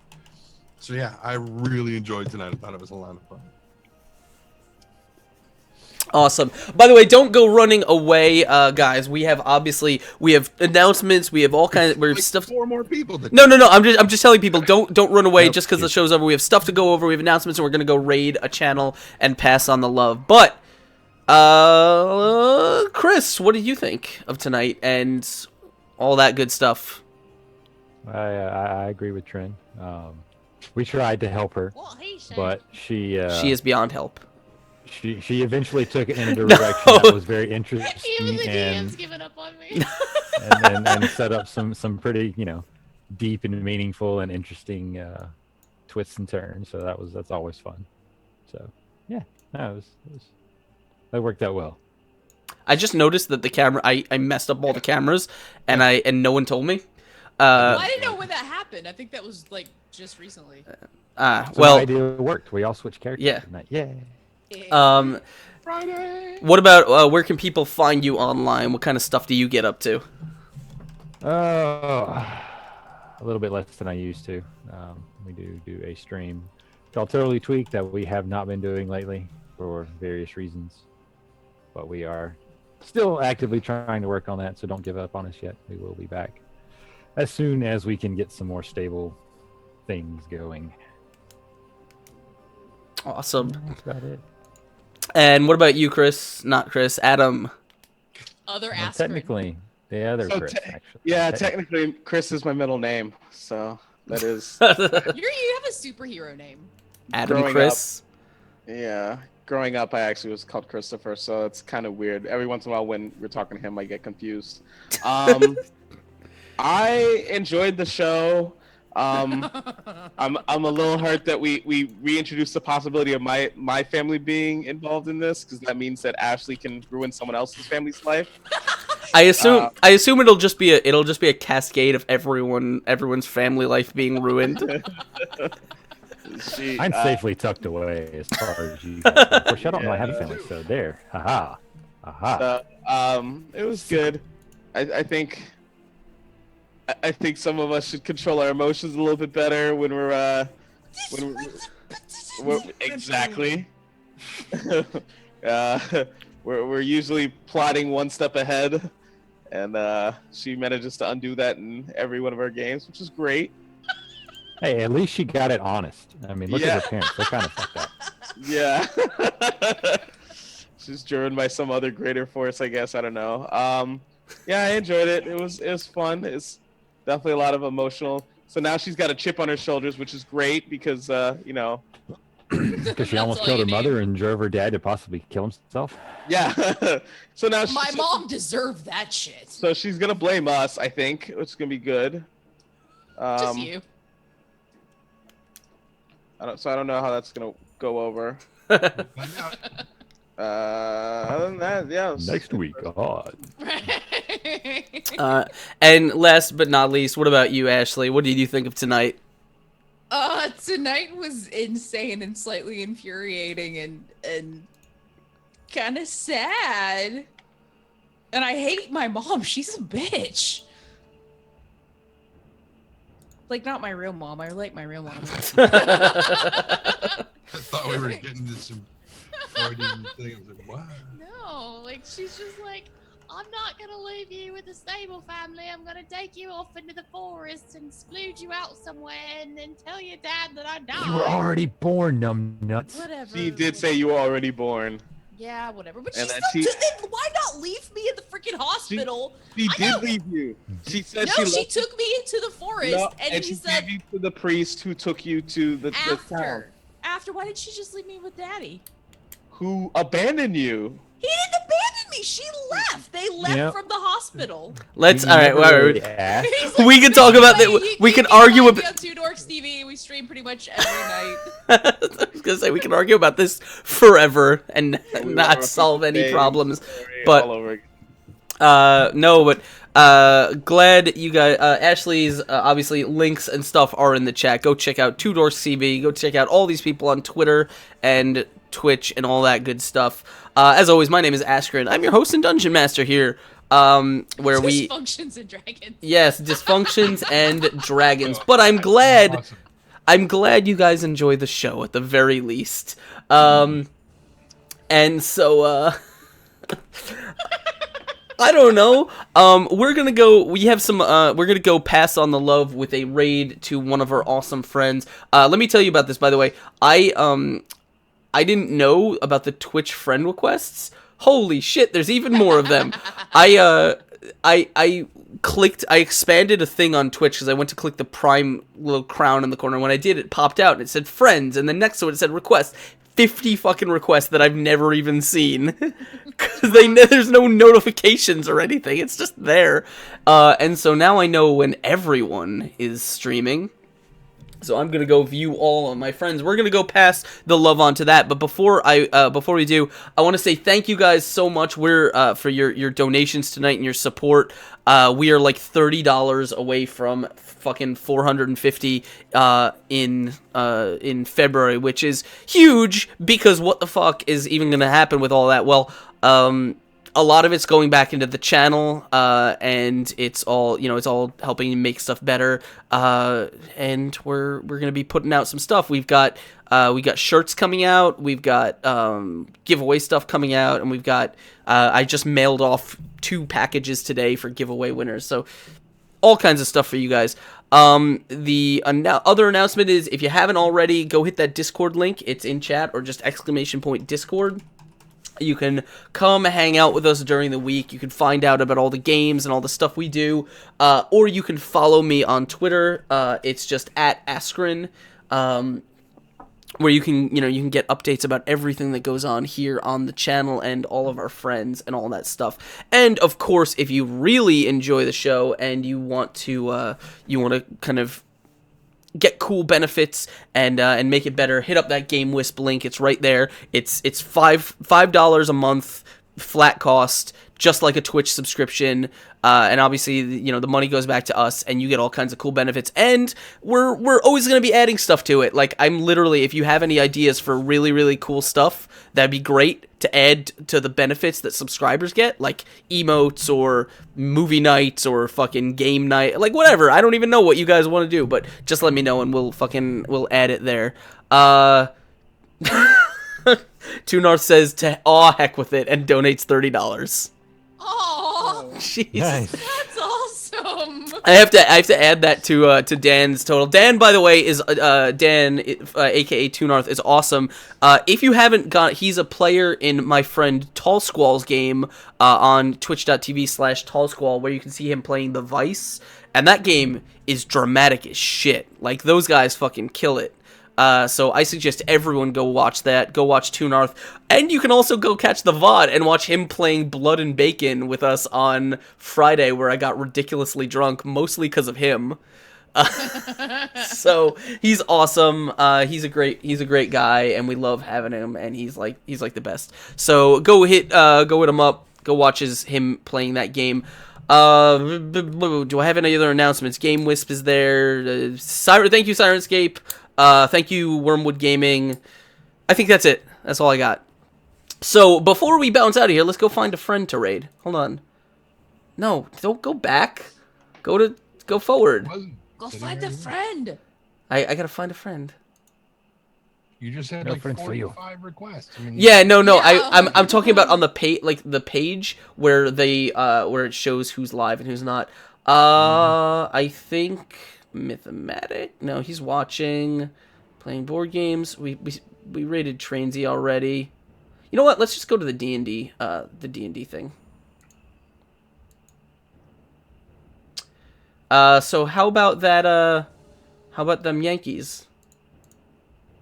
Guys, sorry, I'm doing this. Twitch is really slow to load, so this is very, very awkward. That's a soccer team, right?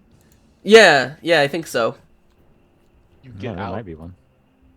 Let's okay, Dungeons and Dragons here. We're gonna go pick someone in the D&D category. Cranky said, no, Cranky, you gotta stop. That's just, you can't have these pants. You cannot. Yeah, he's like, those No, are my he kitty said he was gonna pants. take them. He said he was going to raid them, which. That's Yeah, a he whole was- different meaning. He doesn't necessarily want your pants. He wants what's in the pants. Why don't we Change the topic. I mean, Why don't frankly, we- If you... why don't we go say hi to Thoglor? We haven't said hi to Thoglor in a while. Exclamation point raid the Thoglor. And you guys know what to do. You let him know, fucking Exploding Dice raid in the chat. Show him the love. Go host the shit out of them. Go have fun. They are playing D&D right now, and they want your patronage and your views, and we're gonna give it to them. But we will be back. I don't know if I'm gonna be back. I will be back tomorrow with Map Monday, where you guys can hang out and play and kind of make D&D battle maps with us, and obviously more games coming during the rest of the week. We'll see you guys next week, but as always, don't let Dice Thulu get his tentacles on you, because he might almost your murder kitty your pants. parents who abandoned you at birth. You Might guys do that suck anyway. so much. You suck so We'll see you next time, guys. Take care. Bye. Bye-bye.